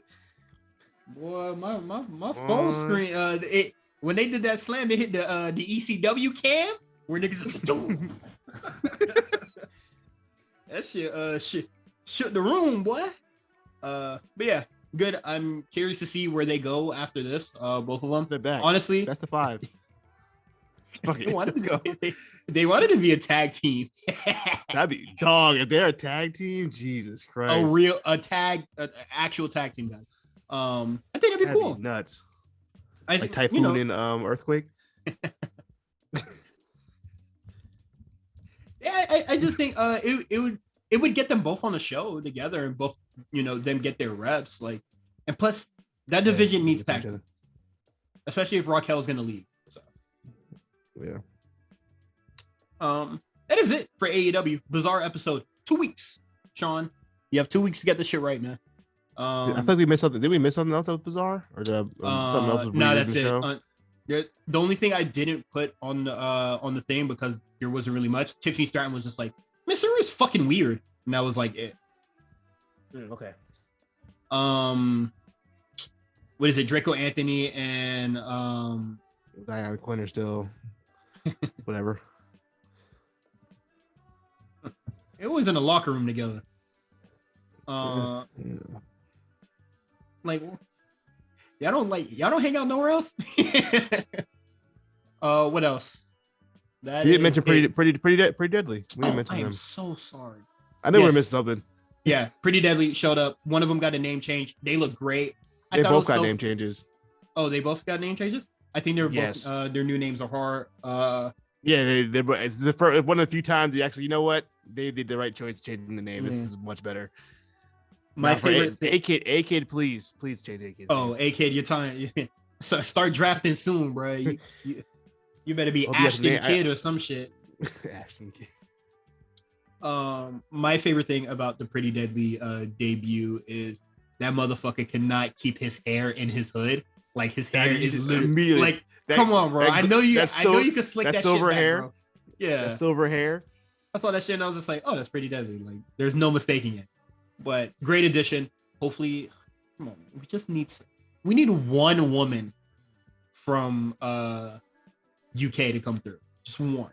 I'm shocked Jenny's not there yet. I know Jenny has to be in the States. She has to be in the States too, right? Yeah. Oh boy, she in the States, boy. You ever flew 18 hours for a dick appointment, bro? Yeah, she had that boy eating. She had that boy eating healthy. My man out here looking. He look a whole different person. He glowing. That boy. Hey man, I knew shit was different when I saw a picture of Walter smiling, bro. mad pictures, like for like 2 weeks straight, just posted mad pics of him smiling with Jenny. When I saw that nigga cheesing, I hit the That boy is Drewski in hands, love. bro. I said, boy, that thing hit, boy. And the craziest thing about, like, not that it's any of our business, it's really not. And I do not wish to know any more information, but I'm surprised that nobody has said anything about Walter's like prior marriage thing. That shit just no info. Are they married? They were together. I know they were together for a minute. They were. Oh, did they? I didn't know that. Did they have a baby? No, I don't think they had a baby. I don't think he did. I think they were together for a minute though. They were together for a while, I believe. That boy said. I know he bought her a car. He's like, hey, I got you the car and everything. I remember that. That boy hit the what is it? The Quavo. You thought that car was in your name? Man, let me get that car back. Jenny pulled up. The Birkin too. But yeah, that is NXT. Thank you for listening. Very lengthy show. Thank you for sticking with us. You can follow Quan on Twitter at the Comeback Spot, so you can yell at him at all things Meltzer. You could keep up with everything that we're doing on the A Show Network, the A Show RNC on Twitter, and you can follow me, Cyrus, on Twitter at C on TWR. Subscribe to us on Patreon at patreon.com/the A Show RNC, where we have shows like Spot Callers, which you'll be getting your first Spot Callers episode in a year. ECW Hardcore Heaven. You can listen to Legendary Runs on the Patreon, Invasion Diaries, X8 Diaries. You get our weekly shows early and other miscellaneous wrestling content. And if you tuned in to the Mania episode on the Patreon last week, we might be doing something fun with the boys involving AEW Dark and Elevation, just coming together and just watching it. I think it's fun, but I don't want to watch. y'all ain't gonna do that. If y'all don't do that, I might do that for my Twitch show. Shout out to everybody who joined my Twitch stream on Friday, on Saturday. More people I thought were gonna be there. I had a look. A couple people in there. Okay. When they got a little, all them. How you feeling? Tweets paying off. You know what I mean? The engagement's working. What y'all think?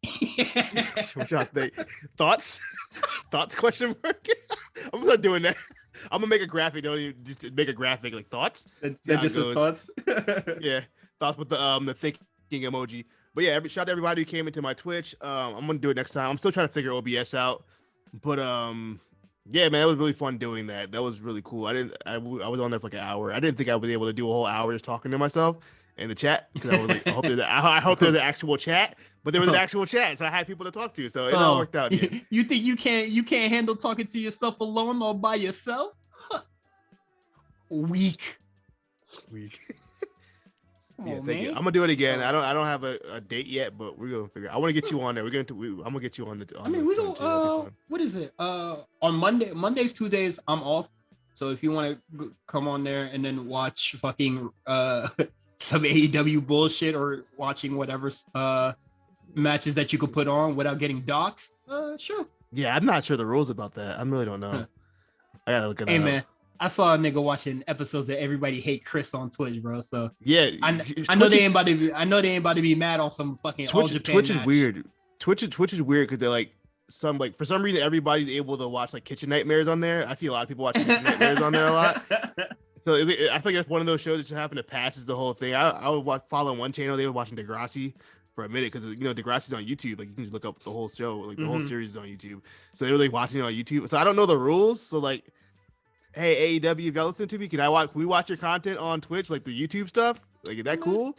You got his phone number, so go ahead. I do. We talking about it. Yeah, we're gonna do it again. And thank you for listening. And I will not be doing the sign off early.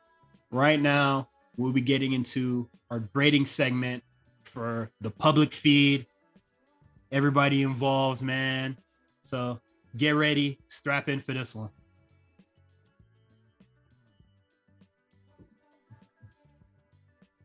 All right, our grading segment for NXT 2.0. Last time we did this grading segment, it was after Halloween Havoc, actually. So we saw a lot of new faces. And for this card, for the last report card, we kind of just did all the new faces that were on the show. This time we're doing everybody that's on the roster. Everybody that was on the roster page that I saw.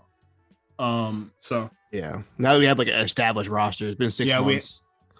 And since then, we're going to blitz through a lot of these because there are a lot of people on the roster, and I don't feel like going through a lot of things, full length thoughts, but I have people bolded that you can see, and some of them especially highlighted.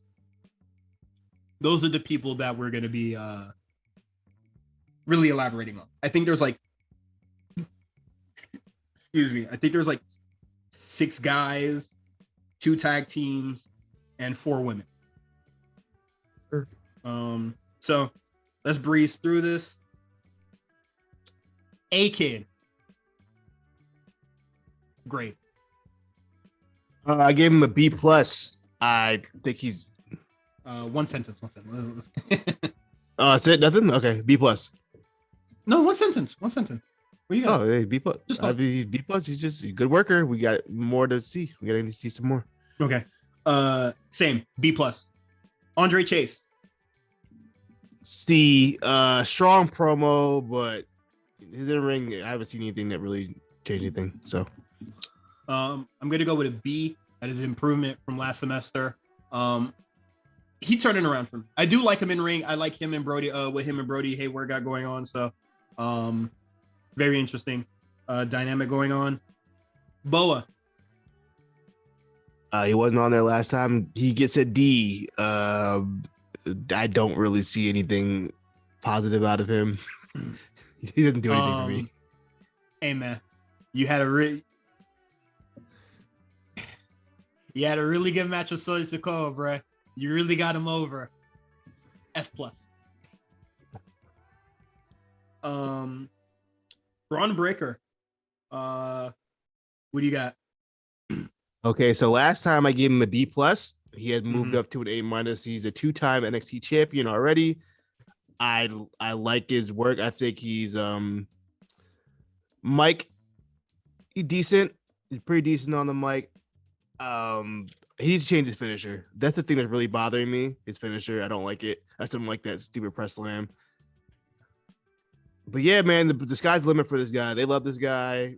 They let him get a championship win on Raw, the Raw Wrestlemania. So yeah, man, nothing but high praise for Braun Breaker, A-. All right. And I gave him an A- as well. I think since winning the NXT championship, really good. I think the matches that he had with Ciampa and Ziggler, really great. I would say the only reason why he didn't really do it for me, or kind of just getting that plus. I just feel like there's kind of something, not that there's something lacking, but what is it? When he had that feud with Santos and then just had Ziggler waiting in the wings, I didn't really like that. I didn't, and I know that's more of like booking than him, but I didn't really like that. And definitely the sky's the limit for this guy. We're seeing it happen now.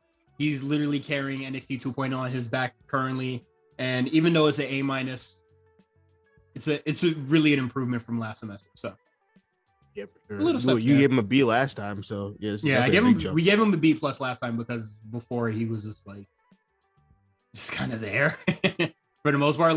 We saw the potential, but now we're seeing it, and we're seeing what he's doing with the momentum that he has. And actually, I'll give him an A. Fuck it. Okay. A for the man. Rednecks with no bitches. What grade would you give them? I gave them a C last time. I gave them a D+. They don't do nothing in ring. You know what? I'm gonna change that because you know what? They weren't that bad. They had a pretty decent match against they brought it back. They brought it back. So I'm gonna say C-. They still, I don't really care for them. The gimmick is silly. I guess it's fine. I don't know. Whose segments you think are worse, Was the Rednecks with No Bitches or Indy Hartwell, you know, in that crew?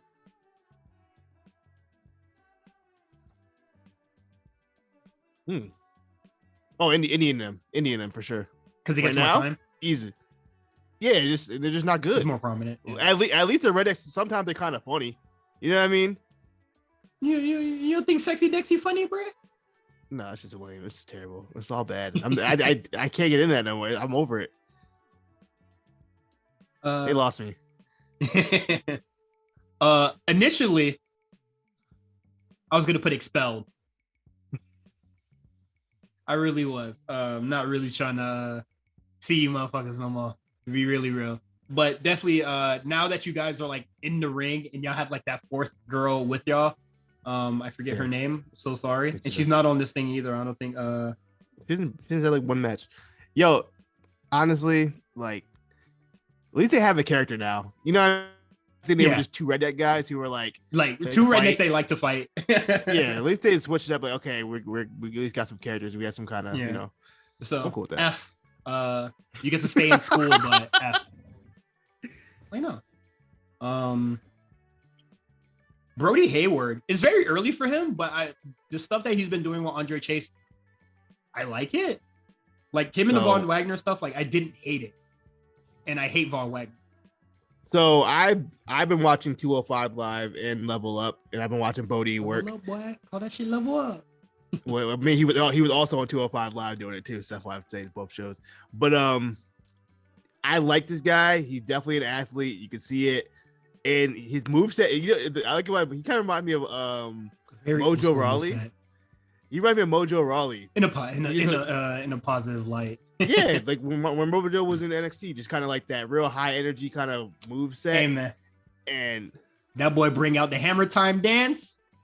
Pull the curtain. That little up down drill thing he does. I love that shit. Yeah, I love that shit. That's just bad for and it's over with the crowd. It's super over with the crowd. So yeah, man, Bodie Hayward, I like this guy, but I'm gonna give him a C for right now just because it's really early and he's still fairly green. I don't think he's really done much. I'll give him a C as well. Yeah. Cameron Grimes, highlighted, but not gonna give him too much time here. I gave him an A-. There was a period of time where Cameron Grimes was very absent. I don't know. I don't know what that was about, but he came back strong. So yeah, I gave him a B+. I think he's had some strong work, but he kind of was playing in the background for a while. So yeah, I think that's probably what dictated why I gave him that B+. Yeah, but he's cool. He's good wrestler, good worker, good promo. I have no real complaints about him. Just want to see him do. Now that he won the championship, I want to see where he goes with it. Yeah, absolutely. Now we have Carmelo Hayes here. Last semester you gave him a B+, and now you give him A-. You know what's funny about Carmelo Hayes? What's the minus for? Lack of matches, right? It has to be lack of matches. Yeah, he hasn't really wrestled a lot, which is fine. I'm cool with that for his gimmick. But like, yeah, Carmelo, he's great. I gave him the same grade I gave Braun Breaker. They're both guys where I'm like, obviously, you guys are really good. And I just need a little more seasoning. Yo, Carmelo Hayes is all shoulders, bro. Every time I see this guy in like a shirt, that man is the biggest damn shoulders I've ever seen in my life. he had like the Marvel die. You know how those guys at Marvel have like the upside down triangle bodies? That's what he got. Good for him. On there. That's his archetype. Yeah, he got the triangle body. Okay. Gave him an A- as well. Just really for the lack of matches. I think there was just like a period of time where, you know, he was just waiting for challengers, which is kind of just what this ladder match was. But everybody delivered in the ladder match so that's good for the most part. Not present on this episode of NXT, but that is okay with me. He's had 4 matches this year so far. Yeah. Dante Chen. I was really looking forward to seeing what this guy was going to do once he came back. You know, tragedy struck. You know, I'm not going to fault him for that. But after he lost to Duke Hudson, he kind of just disappeared again. And I was just like, yeah, why, man? So he might have been on Level Up last week. I didn't watch it last week, so I couldn't tell you. But yeah, he kind of just disappeared. He looked good in that match with Duke. Like he really did. He seemed decent enough. But yeah, I gave him a D. That's okay. Dexter Loomis. D minus. D. Yeah, we already talked about him enough. I'm good on him. Yeah. Draco Anthony. You gave him I'm changing my grade. I'm about to change it right now. Okay. What are you changing it to? He's a D plus. That man had no person. He had no person. He was a C minus. I only dropped it down one. What happened from like 2 hours ago to now? Bro, he's boring. That boy said, maybe tell me what to do, man. Maybe I want to worry about what Joe Gacy's saying about me. And it's not about him. That man has no kind of personality. That man has, he got to work on it. I'm not gonna go too hard on him, but D plus right now. Yeah, I'm gonna go with NA because I don't think I've seen a single match of it. He wrestled on Don't remember. Yeah, it wasn't a memorable match. He definitely wrestled on. That was definitely his debut match, right? Let me check. Let me look at the spreadsheet. It was definitely his debut match, and I think it was against like fucking one of the Draco had somebody in Team BBC. He's had 4 matches. He wrestled Andre Chase, I believe was his first match, and then he wrestled Butch or Pete Dunne. Then he wrestled Harlan. He wrestled Pete Dunne. Oh shoot! Hold on, I gotta go back. I gotta find it again. What the hell? He wrestled Pete Dunne on February 8th. And then he wrestled Harlan on March 1st. Would you rate the match with Pete Dunne? Let's see. Probably a 2. I gave it a 2, yeah. No, I gave it 2.5. I gave it 2.5, okay. Actually. I'm going to give him an NA. I really don't remember any of the matches that you're talking about. I'm going to be really real. I don't remember them either. Yeah. So, next person we have up, spelled his name wrong, but Gunther. Yeah, disrespect. A plus, dog. It's Gunther. I have no complaints. I got A plus. A plus. Fantastic. There's nothing I would change about this guy. He's awesome. Yeah, fantastic. Never had a bad match. He really has not had a bad match since he started WWE. I'm not even kidding. It didn't happen. Every match has been a banger for the last 3 years. I know everybody likes to shit on him for the Joe Coffey match. I liked it. I kind of liked it. That match was ass. I take that back. That match was ass. That long ass match. I hate Joe Coffey so much. He's had so many unnecessarily long matches in NXT. For no reason. This should be 40 minutes for no reason. I really liked him when he was coming up, but the matches he's been having on NXT UK, I can't defend. I'm sorry. Yeah, those are for like 40 minutes for no fucking reason. Just to have a long match. And they weren't good long matches. They were just long matches to be long. I remember liking those matches when it happened, but like I can't go back and watch. I can't. I'm not watching that shit. Absolutely. Team BBC. We both gave them Fs last semester, but I'm gonna give them a C plus, man. They grew on me. Pause for any kind of jokes you got. They grew on me. I'm fucking with them. I'm just pausing it before, you know what I mean, anybody tries to wild out. You know what I mean? Some BBC grew on me jokes. I don't need that in my life. So, yeah, C minus. C minus. I think the Mandy Rose shit. Hey, can someone clip that, please? Someone clip that and send it to him, bro. Oh my god. So, yeah, I think the Mandy Rose stuff. It's silly. It's really goofy, but at least some personality. It looked good in Ofe. In Ofe in particular, he got it. That dude got it in the ring. He got it. Him and Kushida have been kind of having like a little mini rivalry on like Level Up time, and they had some really good matches on there. So I think he's figuring it out. I like them in the ring. I think they're great, and I think their comedy stuff to me always hits. And it's been rare lately where the comedy's been hitting. Fantastic. I honestly, the plus is for when they beat up the security guards for the Toxic Lounge, and they was in that bitch with the bow tie and the grapes. Crazy. They looking crazy.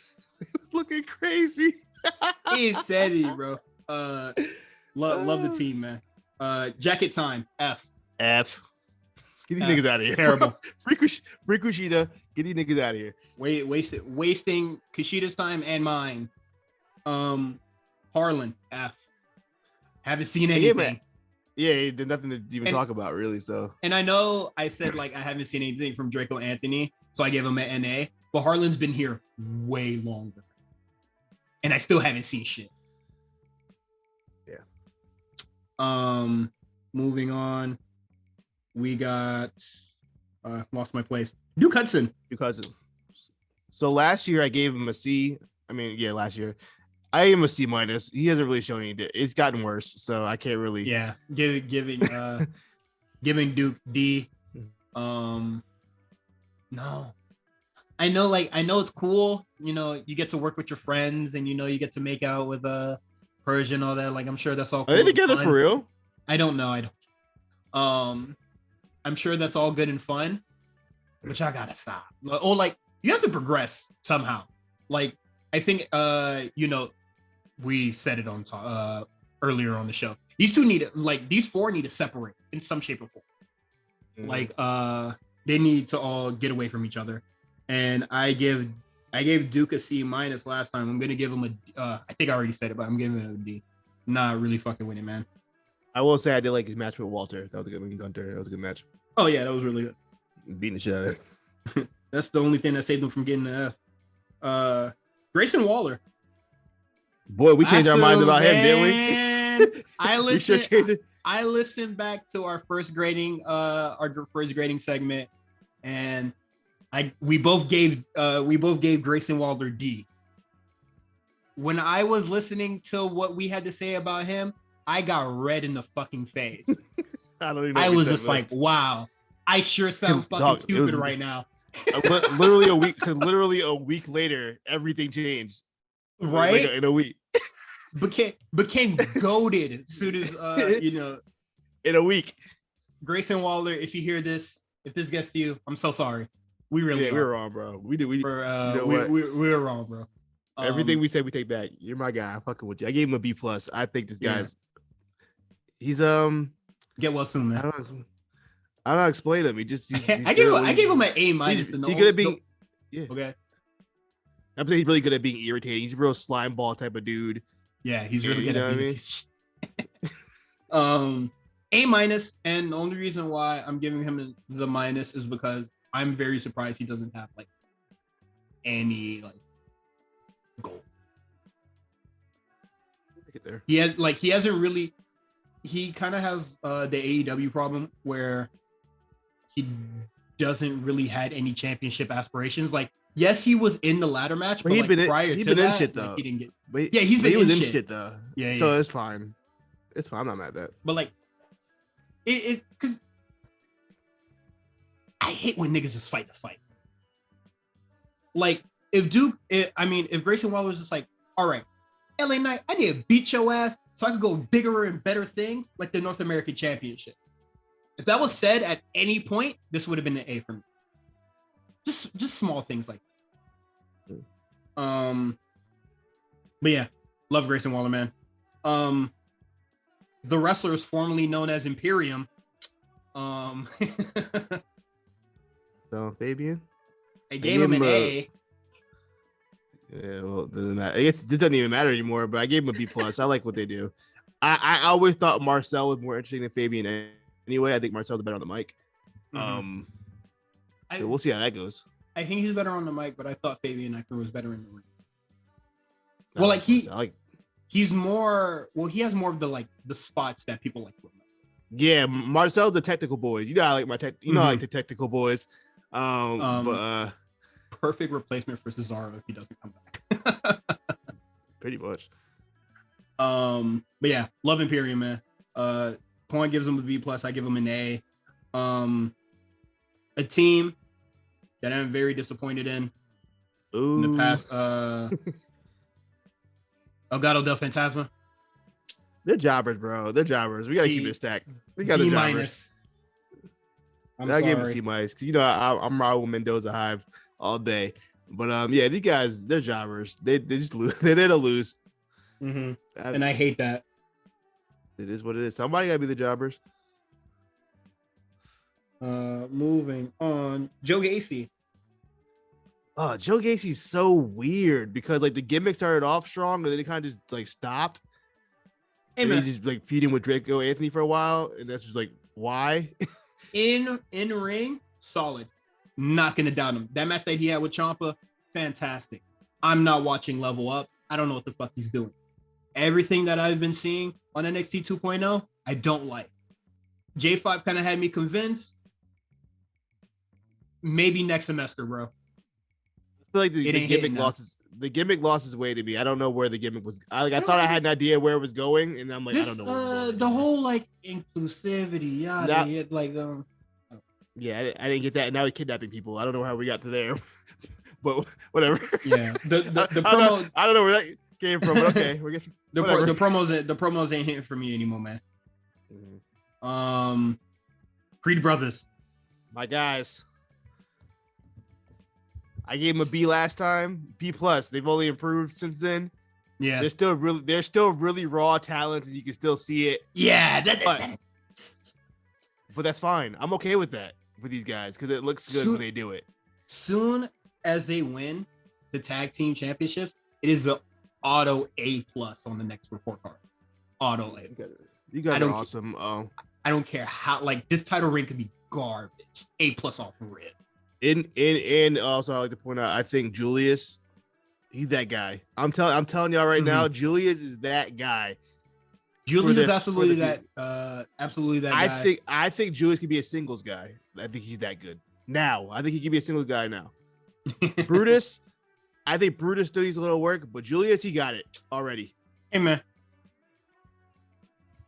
Brutus, turn your mic up, man. I mean, turn your headphones up, man. Why you lick that motherfucker blood, man? Why'd you do that, bro? Yeah, don't do that no more. Don't be licking blood. This is 90. This is 99. We don't do that no more. Cut that out. Why didn't you just wipe it on your chest like Bruce Lee? Now you have to lick it.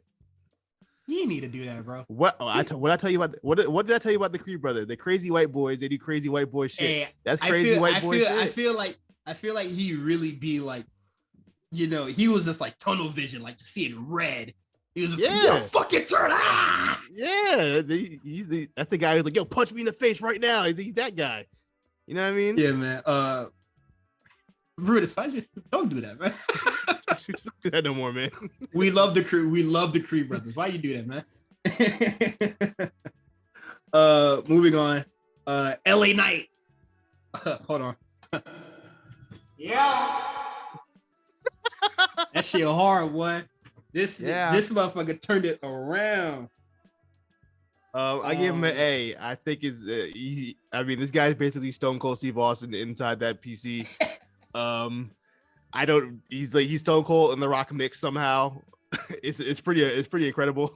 You know what's crazy? I think that PC crowd is so weird that LA Knight could have gotten booed if he walked out that minute. That's how weird I think. I think that's how weird that crowd was. But no, in ring work. He's serviceable, but he's so good on the mic that it makes up for it. I don't even care. He's also a loser. He loses a lot. He loses a lot, and I do not give a shit. Yeah, I give this man an A+. He is the best loser I've ever seen. For the record, he is 1-6 this year. You know what's even worse? Former NXT champion. Guess what his record was? Guess what Dolph Ziggler's record was? Dolph Ziggler's record. What is it? Dolph Ziggler should be like 1-3. Dolph Ziggler is 4-11. He has the most losses on TV this year out of any wrestler in AEW or WWE. He is the biggest loser. Wins and losses don't matter, baby. Storylines do. They matter. They're not around him, man. LA Knight, fantastic, man. I was a doubter. I didn't really believe it. Like I always say, I'm open to being impressed, and he absolutely showed the fuck out, and he brought everybody up with him. Like I already liked Cameron Grimes. He brought him up with him. Didn't like Grayson Waller. Brought her up with him. I love Walter, but he made Walter better, and I wish that feud continued for the most part. She's just really good, man. Keep up the good work. Good luck on the main roster. MSK. Indie wrestling, so MSK. I don't know what you want me to say. Yeah, we ain't got shit to say anymore, but gave them a B+. I thought they were really good from the Shaman stuff to the Dusty Classic stuff to winning the belts, but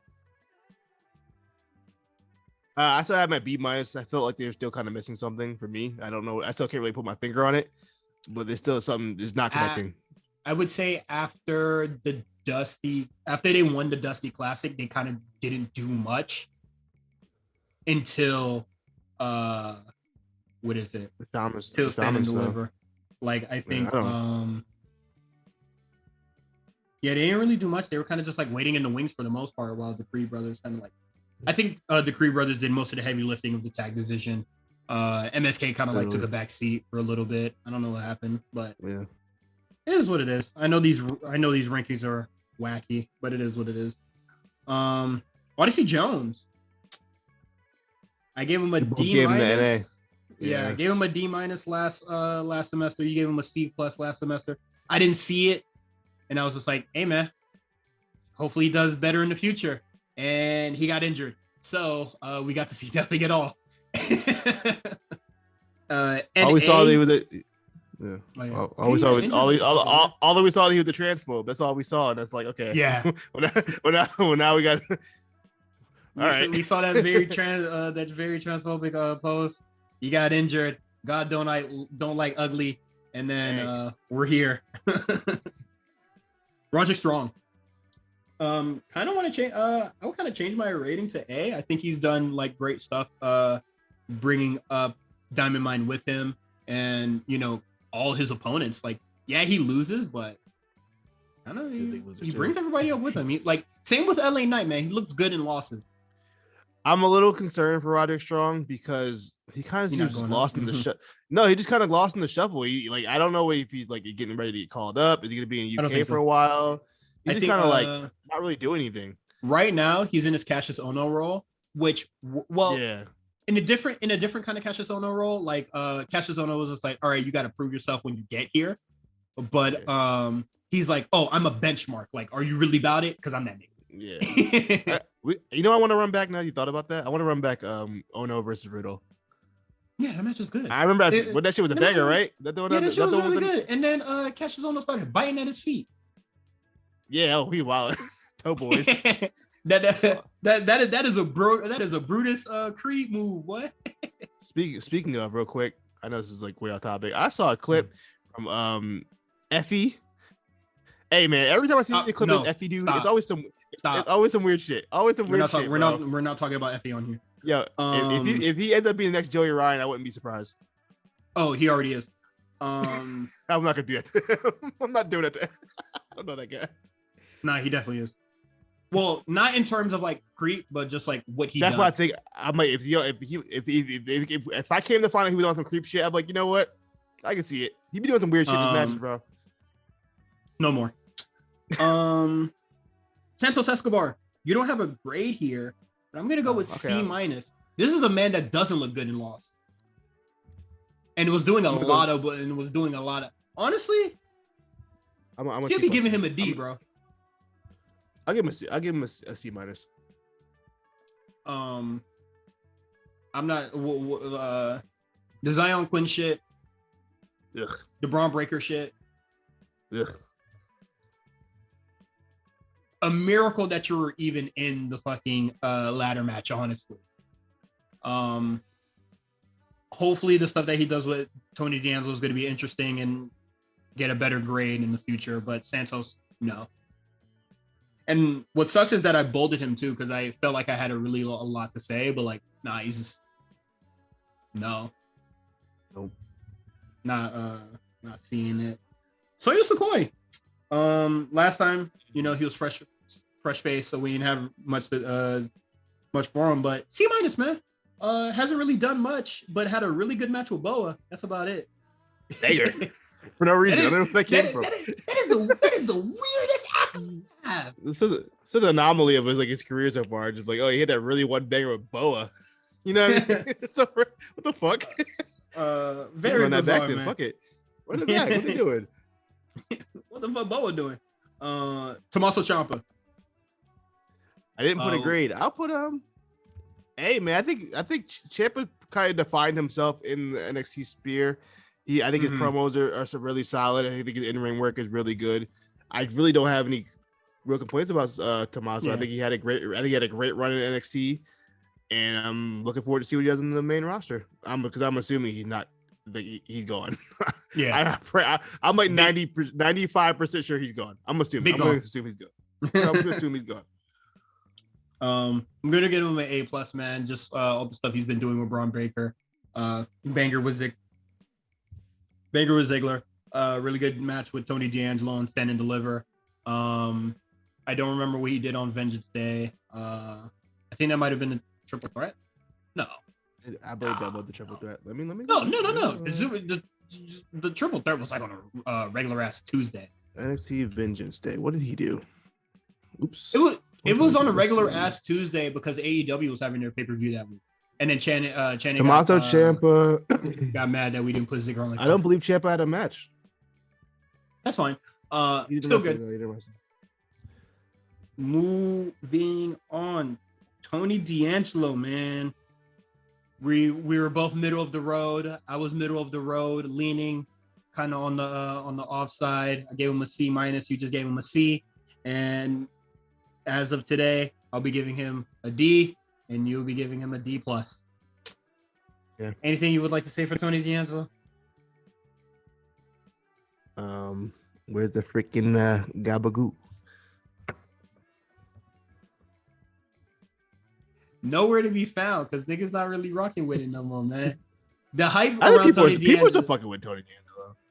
They are, but it may be because like he's a heel now, but like since when Twitter ever fucking cared about that?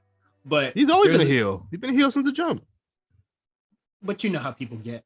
It wasn't defined.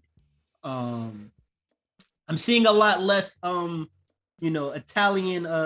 Italian gesture hand when he's on the fucking field. You feel me? I mean, in the ring.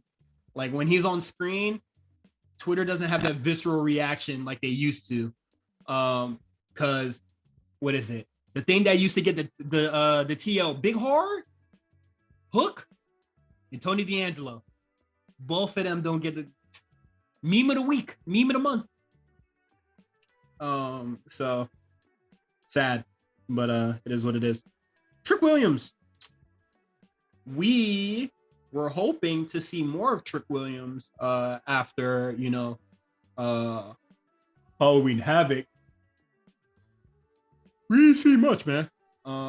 He doesn't have many matches, and I think the only matches he's really had since then were like with Dexter Lumis. So let's see. Trick Williams has had one match this year. I feel like that, you only have changing one. My grade.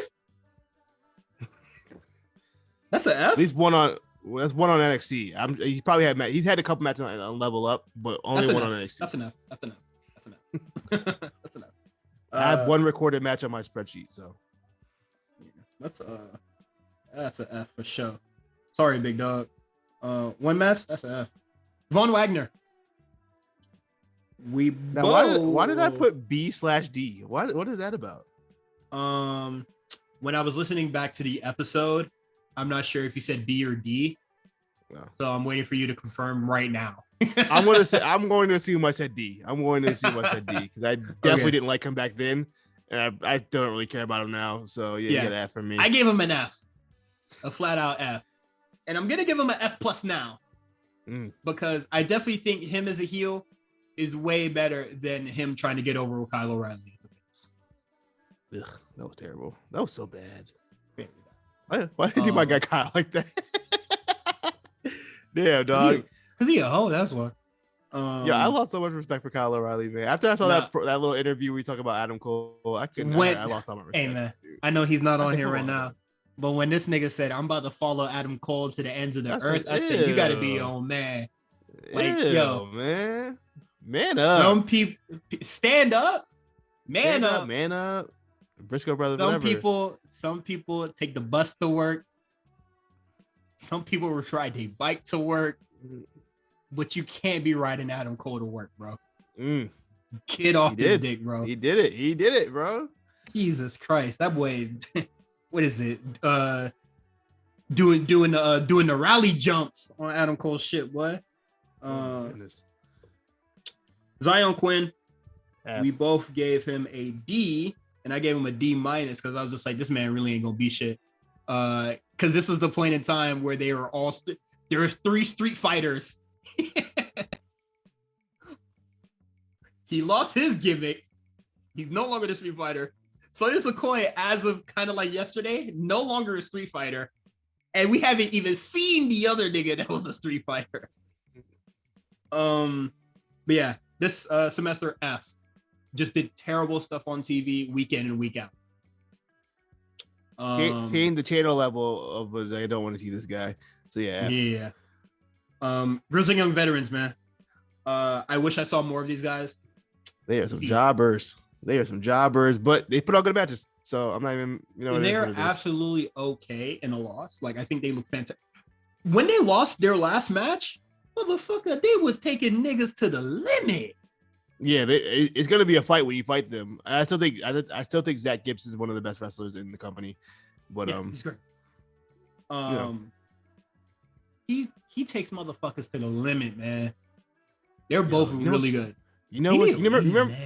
Remember those episodes of like the episode of NXT after Takeover, like the ones where nothing really happens. It's like they'll have like one match or 2 matches. Hey, this one I forgot which one it is, but one of them has Pete Dunne versus Zach Gibson for the championship, for the UK championship. That shit is better than every match that was on that Takeover. It was so fire. I can't remember what show that was. I gotta find that. That shit was so fire. If someone finds it, please pull it up. But yeah, so that is it for the men. We're gonna move on to some of the women. Amari Miller, although I feel like she's improved, like what is it? Her match with Last Legend, I think she improved a lot, but her grade is really just chalked up to lack of being featured, lack of my eyes on there, because I know she's on Level Up. But I don't watch Level Up, so I'm sorry. Amari Miller, I know you could definitely do great stuff, but D+. It was after Takeover. It was after Takeover Brooklyn 4. Also, I gave Amari Miller a D. Okay. Unfortunate, really say about it. But that is a situation we find ourselves in. Cora Jade, man. Initially, go ahead. Oh, go ahead. No, go on. I was saying initially I gave her a C minus. I thought, I saw the potential. I said we'll see how she improves. I think the improvement's slowly there. So I think she's getting a little bit more confident on the mic and in the ring, but there's still time. I don't think she's all the way there yet. She hasn't figured it out yet. I just changed my grade twice. Initially, I was gonna give her a C+ because I like what she did prior to Stand and Deliver. What is it? The Home Alone ass segment. I thought that was really fun and great. I think she had a promo. I'm not sure if it was like a WWE exclusive or something, but she was just like, "Hey, man," or I think it was in the video package for Stand and Deliver. She was just like, "Hey, man, don't talk to me about I'm not ready shit. You feel me? I'm really about it." And I said, "Okay, that's hard." So I was initially gonna give her a C-, or a C+, but I'm gonna give her a C because a lot of the shit that she did with Raquel was not fun. Did not enjoy it. But I think we're not doing potential this time around, but the potential is very high with Cora Jade, man. As long as it sucks that there's not like a secondary singles title, because that's what she's destined for. Like, I don't see her as a women's champion. I'm sorry. I would love to eat crow in the next 6 months, but I'm not seeing it currently. Sorry. I Dakota Kai. The only thing that is stopping you why from is she getting still an here, A, man? yeah, the only thing that's stopping her from getting an A or an A plus right now is, girl, why are you still here? Dog, And then I wanted her gone 2 years ago, dog. I don't. Hated, Raquel being the detriment to two women here. Did not like it. Their little feud. When she came back with the shovel thing, I was like, whatever. When she was doing her little crazy girl thing, didn't like it. What she's getting the B plus from is coming back with Winnie Chu. I think, that really did wonders for her. They had oddly amazing chemistry in the ring and in vignettes and all that stuff. But now she was back with Raquel. And now she's about to be solo again. We keep forgetting that Winnie Chu's been in the PC for mad long. Like they probably have known each other forever at this point. Mm-hmm. So Winnie Chu's been there for years. I think we're so used to it's a new gimmick, we keep forgetting that. But like, I'm not really surprised by that. They had good chemistry. They've probably been around each other for forever. Yeah. Dakota is good. She's Dakota. In ring, she's great. I wasn't a big fan of the crazy girl gimmick, but hey, I think we're kind of past that now. I don't know what we're doing now, but I guess she has a match with Mandy next week, so we'll see. All right. Lectra Lopez. I'm bugging for giving her a C minus last time. What the fuck was I thinking? And I'm kind of bugging, not giving her a C minus. What the fuck was that on? Hey, this motherfucker get an F, man. Yeah, she get an F from me. She done nothing of substance. Damn near expelled. She done nothing of substance. She's been on TV. Besides that dive takeover, that's about it. She's done way too much damage. She's the Yoko Ono of Legado del Fantasma. Definitely. she almost killed the whole group. Yeah. Toxic Attraction. I like them. I dropped them, man. Wrestle a lot. Yeah, no. I know I'm bugging for giving them a B minus, but I know there's an upside. There's an upside somewhere here. Somebody help me out, please. This has been my complaint about Toxic Attraction from the jump. Their gimmick is too one-dimensional. There's no depth to them, and also they don't wrestle, so that's why they got a C plus for me, because it really did nothing really like they care about these girls. They don't. You said, what did you say earlier? You said they wrestled like 3 matches this year. Yeah. I'm definitely wilding for the B minus. I'm definitely wilding for the B minus. I'm wilding. They don't really care about these girls at all. They don't do anything. If they're on the show, they're sitting down watching matches for like the last 2 months. Like they've done nothing. I'm wilding as fuck for the B minus, dog. Hey man, I'm gonna change that shit to a D. I'm definitely wilding out. That is it. What is it? The grade really good, but but you be wilding out in the class. Yeah, you wilding. So no. Indy Hartwell, definitely wilding for this one. I don't know what the fuck I was thinking. Looking back at this. What the fuck was I on when I was grading this shit the first time? Indy Hartwell, man.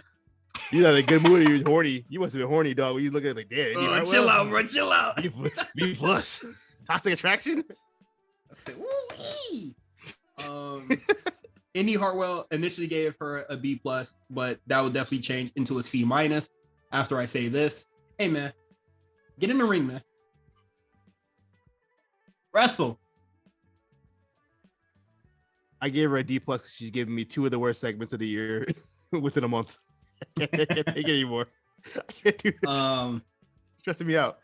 It's gonna be a Johnny Gargano, Tommaso Ciampa situation. Like, soon as they get away from each other, it's gonna be like a, ooh, fucking finally.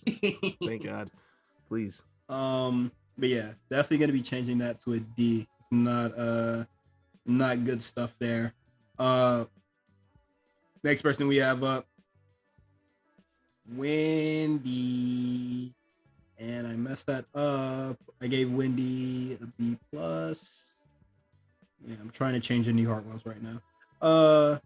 Wendy B. She made Dakota Kai bearable in quick time. So fire.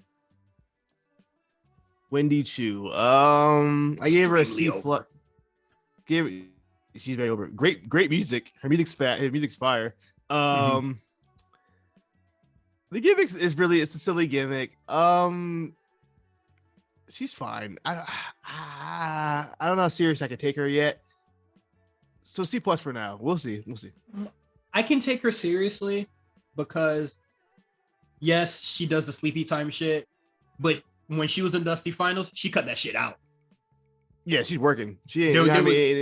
There was no funny shit when the title, when that trophy was on the line.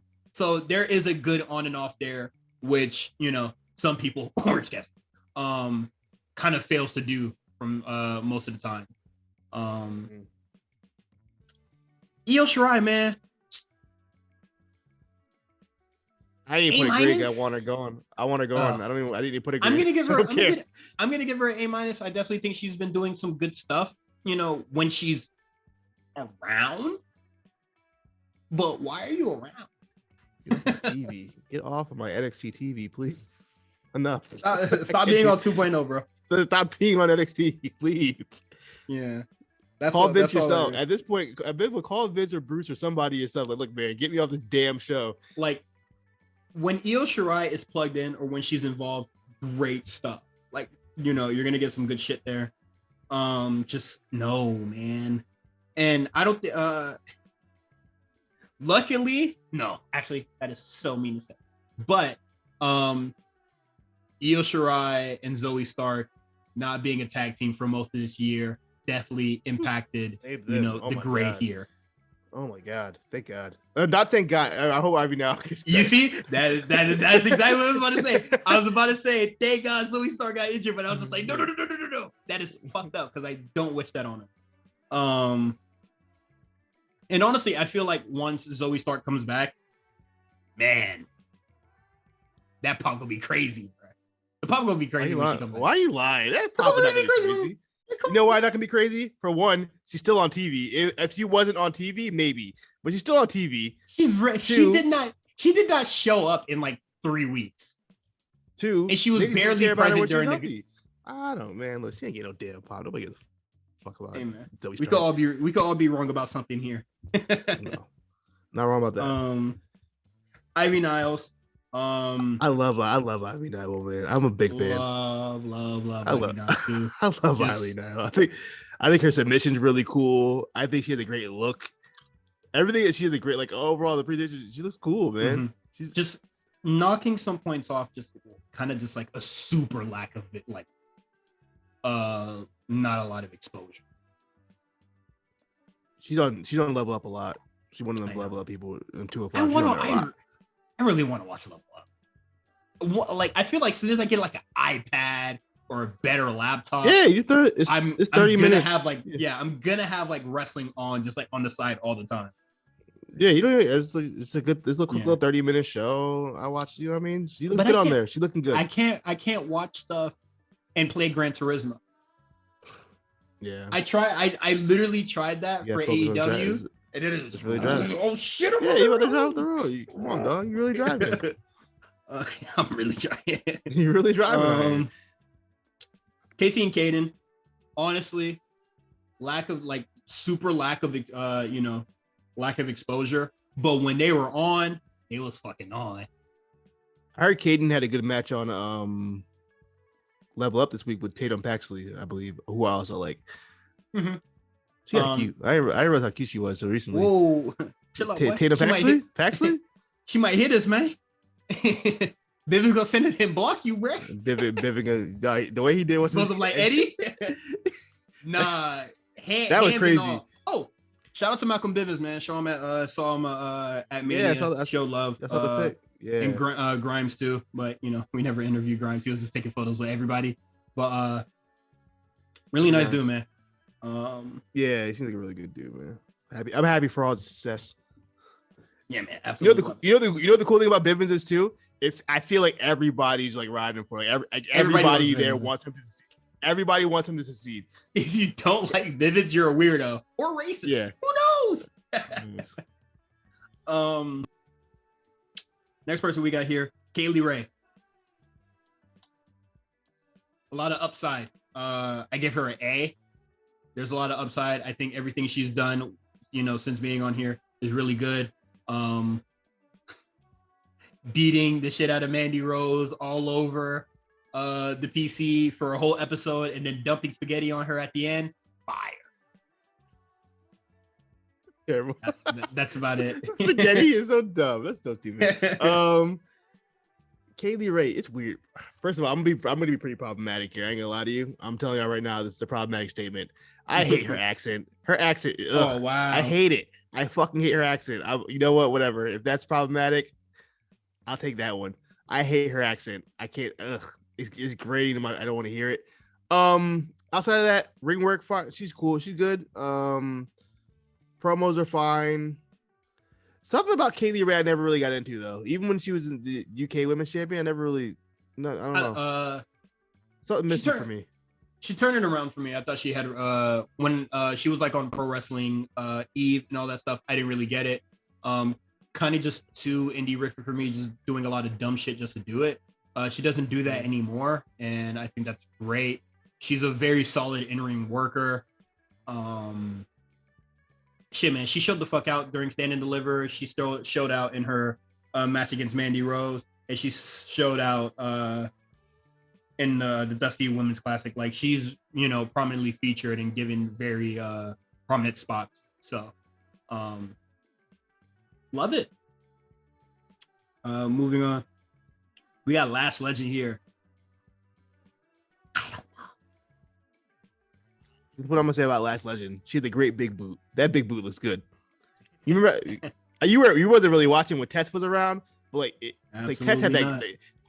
Tess was like he was fine. Like everything was pretty average with him, but his big boot was like the best big boot ever. That's how I feel about Lash Legend. Tess still ripped. That's a RNC show deep cut, but super deep cut. Super deep cut. But no, I don't know much to say about Lash Legend. Like, if you really get a chance, go on YouTube. Look at like a compilation of Tess's big boots. He had the best big boot ever. It's so good. Okay. How does that help Lash Legend's case here? I was just making an example because I think all her moveset is like whatever, but she has a really, really good big boot. That's all I got. I will say with Lash Legend, kind of the same for Von Wagner. When it starts becoming more fluid and we stop seeing the gears turn from spot to spot. Yeah, she's figuring it out. It's gonna be some really good stuff, man. Like we're watching like a pie be baked right. And it's a thing. Yeah, like this is like this is why she's like, you could tell she's getting, like, you could tell she's been working. You could tell she's been working hard, like really trying to get the shit going. I don't know if that maybe that Twitter post might have been a blessing for her. And it says like, okay, these niggas are really trying to get me out of here. I'm about to show these niggas that I can do this. I'm be good at it. So low key, I mean, that would have been motivation enough for me. They already trying to get me out of here on my first match. This is my first ever match ever. Y'all trying to do me like that? All right, bet. Yeah, we'll see. But you gave her a D. You gave her a D plus. Because she still, I mean, she besides the big boot, I can't name unless she really does well. Okay, so D plus. Mandy Rose. You went high on Mandy Rose, way higher than I did. A minus, only because I do agree with you with the one dimensional thing. Like, we get it, y'all some bad bitches, bro. But like, what else is there? Everybody wants you, but you don't want them. You can't. They can't have you. Okay, cool. Yeah, very redundant. But yes, she's on the show a lot, and she wrestled a lot more than her compadres have. So yeah, she's a worker. She's definitely working. I think she's improved in the ring greatly. So I'll give her that. She's damn near ring general in that division at this point. She's the most tenured girl, I think, if I'm not mistaken. Like, I don't think anybody worked like who's been wrestling longer than she has at this point. Probably like Io Shirai, but but obviously outside of I'm talking about like, you know, people like the 2.0 people, like the people she's been working with. But obviously Kaylee Ray and like Io and probably and Dakota, they've been wrestling forever. Yeah. But yeah, man, you gave A minus. C plus. That's a big discrepancy. That's our biggest one. I like, biased, of course. Like I'm entertained by Mandy Rose for the most part, and I think she's I don't think she's had a bad match yet. Look it up. Like, has she? I ain't got no dare. I'm gonna go look right now. I bet every match for Mandy Rose is like that is not like a 6-man or something. It's 3 or higher. I bet. Yeah, I'm looking so far. I haven't anything lower than a 3. So for me at least, yeah, I think she's good. She has good matches. I haven't seen a Mandy match in a really long time and be like, man, she was ass. That was fucking terrible. Yeah, no, I haven't seen that either. Persia Parada. I'm about to drop it. I had it. Well, no, I'll keep her where she's at. I'll keep her a C minus. I'll keep her a C minus. You know what? You're right, because the show this week was post Stand and Deliver, but it will be reflecting your grade next semester. No, yeah. So, look, man, C minus for me. When she was in her, I don't the really powerhouse need thing when she was like, yeah, when she was in her powerhouse shit, yeah, with it. And I don't need Indy Hartwell. I could kind of do my own thing. I was fucking with that. Loved it. And they were wrestling a lot more, like literally like a month ago. Like I think after they lost that match against Toxic Attraction, it was kind of like all downhill from there. Because now they really need something to do, man. Persia has had 5 matches this year. Shit, how many singles matches has Indy Hartwell have? Let's see. Well, how many matches? Period. I don't think she's had any matches. Indy, I'll tell you right now. She's not doing shit. Probably just as many as what's her name? Oops. Hold on. Indy Hartwell has had 5 matches. Yeah. Okay. Either they've been teaming or they've been wrestling each other. So that makes sense. 5 matches. That's how are they equal? Whatever. Don't care. They've all been team. I think the 4 matches have been team matches, and then the 1 match is against each other. That's 5 matches. It must have been because I could. What about that triple threat match where JC Jane got hurt? Was that like before the year started? That might have been last year. Okay, that'd explain it. But it is what it is. I'm wrong on wax. That's okay. Raquel Gonzalez. Yeah, every match they've had. Raquel Gonzalez. You know what? I'm not the biggest fan of her, but I don't think she really does anything like particularly like bad or wrong. I think she's kind of just bland. I'm just not interested, and I think that's the only thing that's stopping her from being a B. Yeah, she's a C for me. I don't really have any but it's like I can't really find any like real faults besides the fact she's just kind of bland. And I don't even know if it's her fault. It's just kind of just her moveset. I think it might be her moveset. Her moveset is boring. I don't know. Boring. I do find Raquel bland, but I'm not down on her, so I gave her a C+. Yeah, but I think she might be on her way out just fine by me because I've been kind of asking for her to leave. I figured she was going to leave when Rhea left. Yeah, that probably would have been for the best, honestly. Saray. I had an asterisk here, and I was just waiting to see if anything would happen.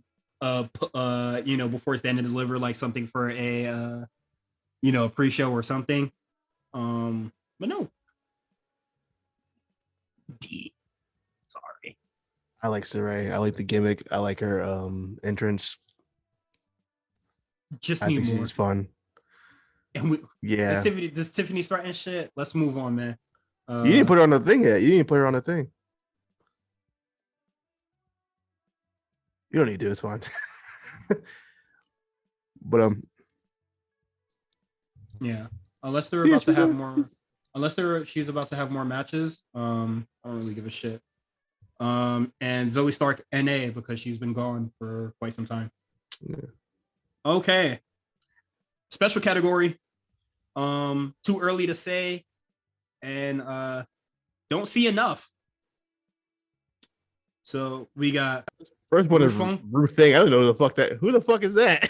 He was the third Street Fighter. I don't know who the fuck that guy is. So I'm gonna put a low potential because I don't know who he is. Low. Guru Raja. Guru Raj. Big Jobber. G.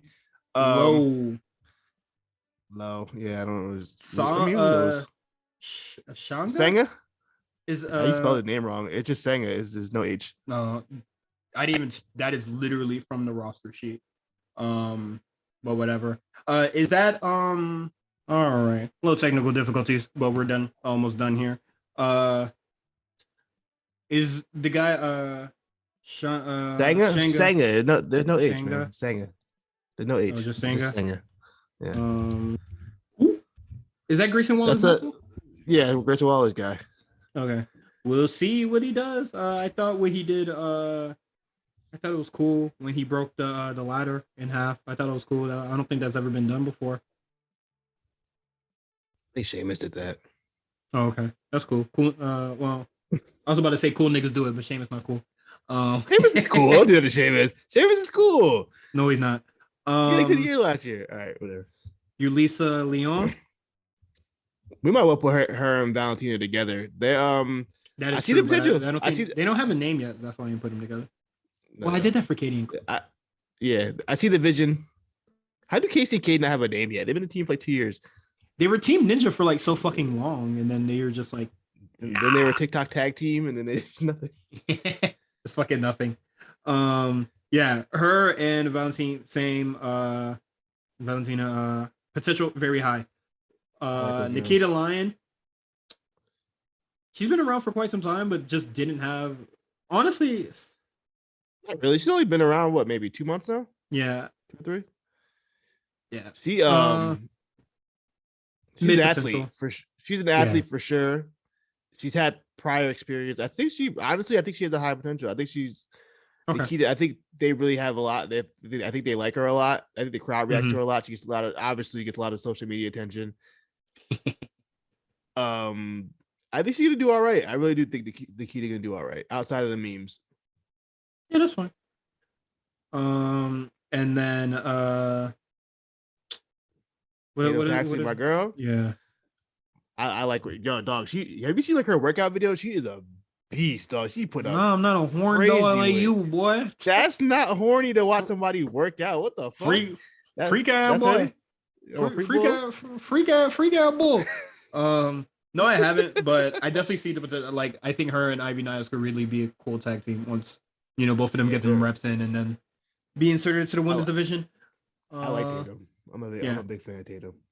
But before any more technical difficulties come around, thank you for listening to our grading segment. Next time, this will be available on Patreon.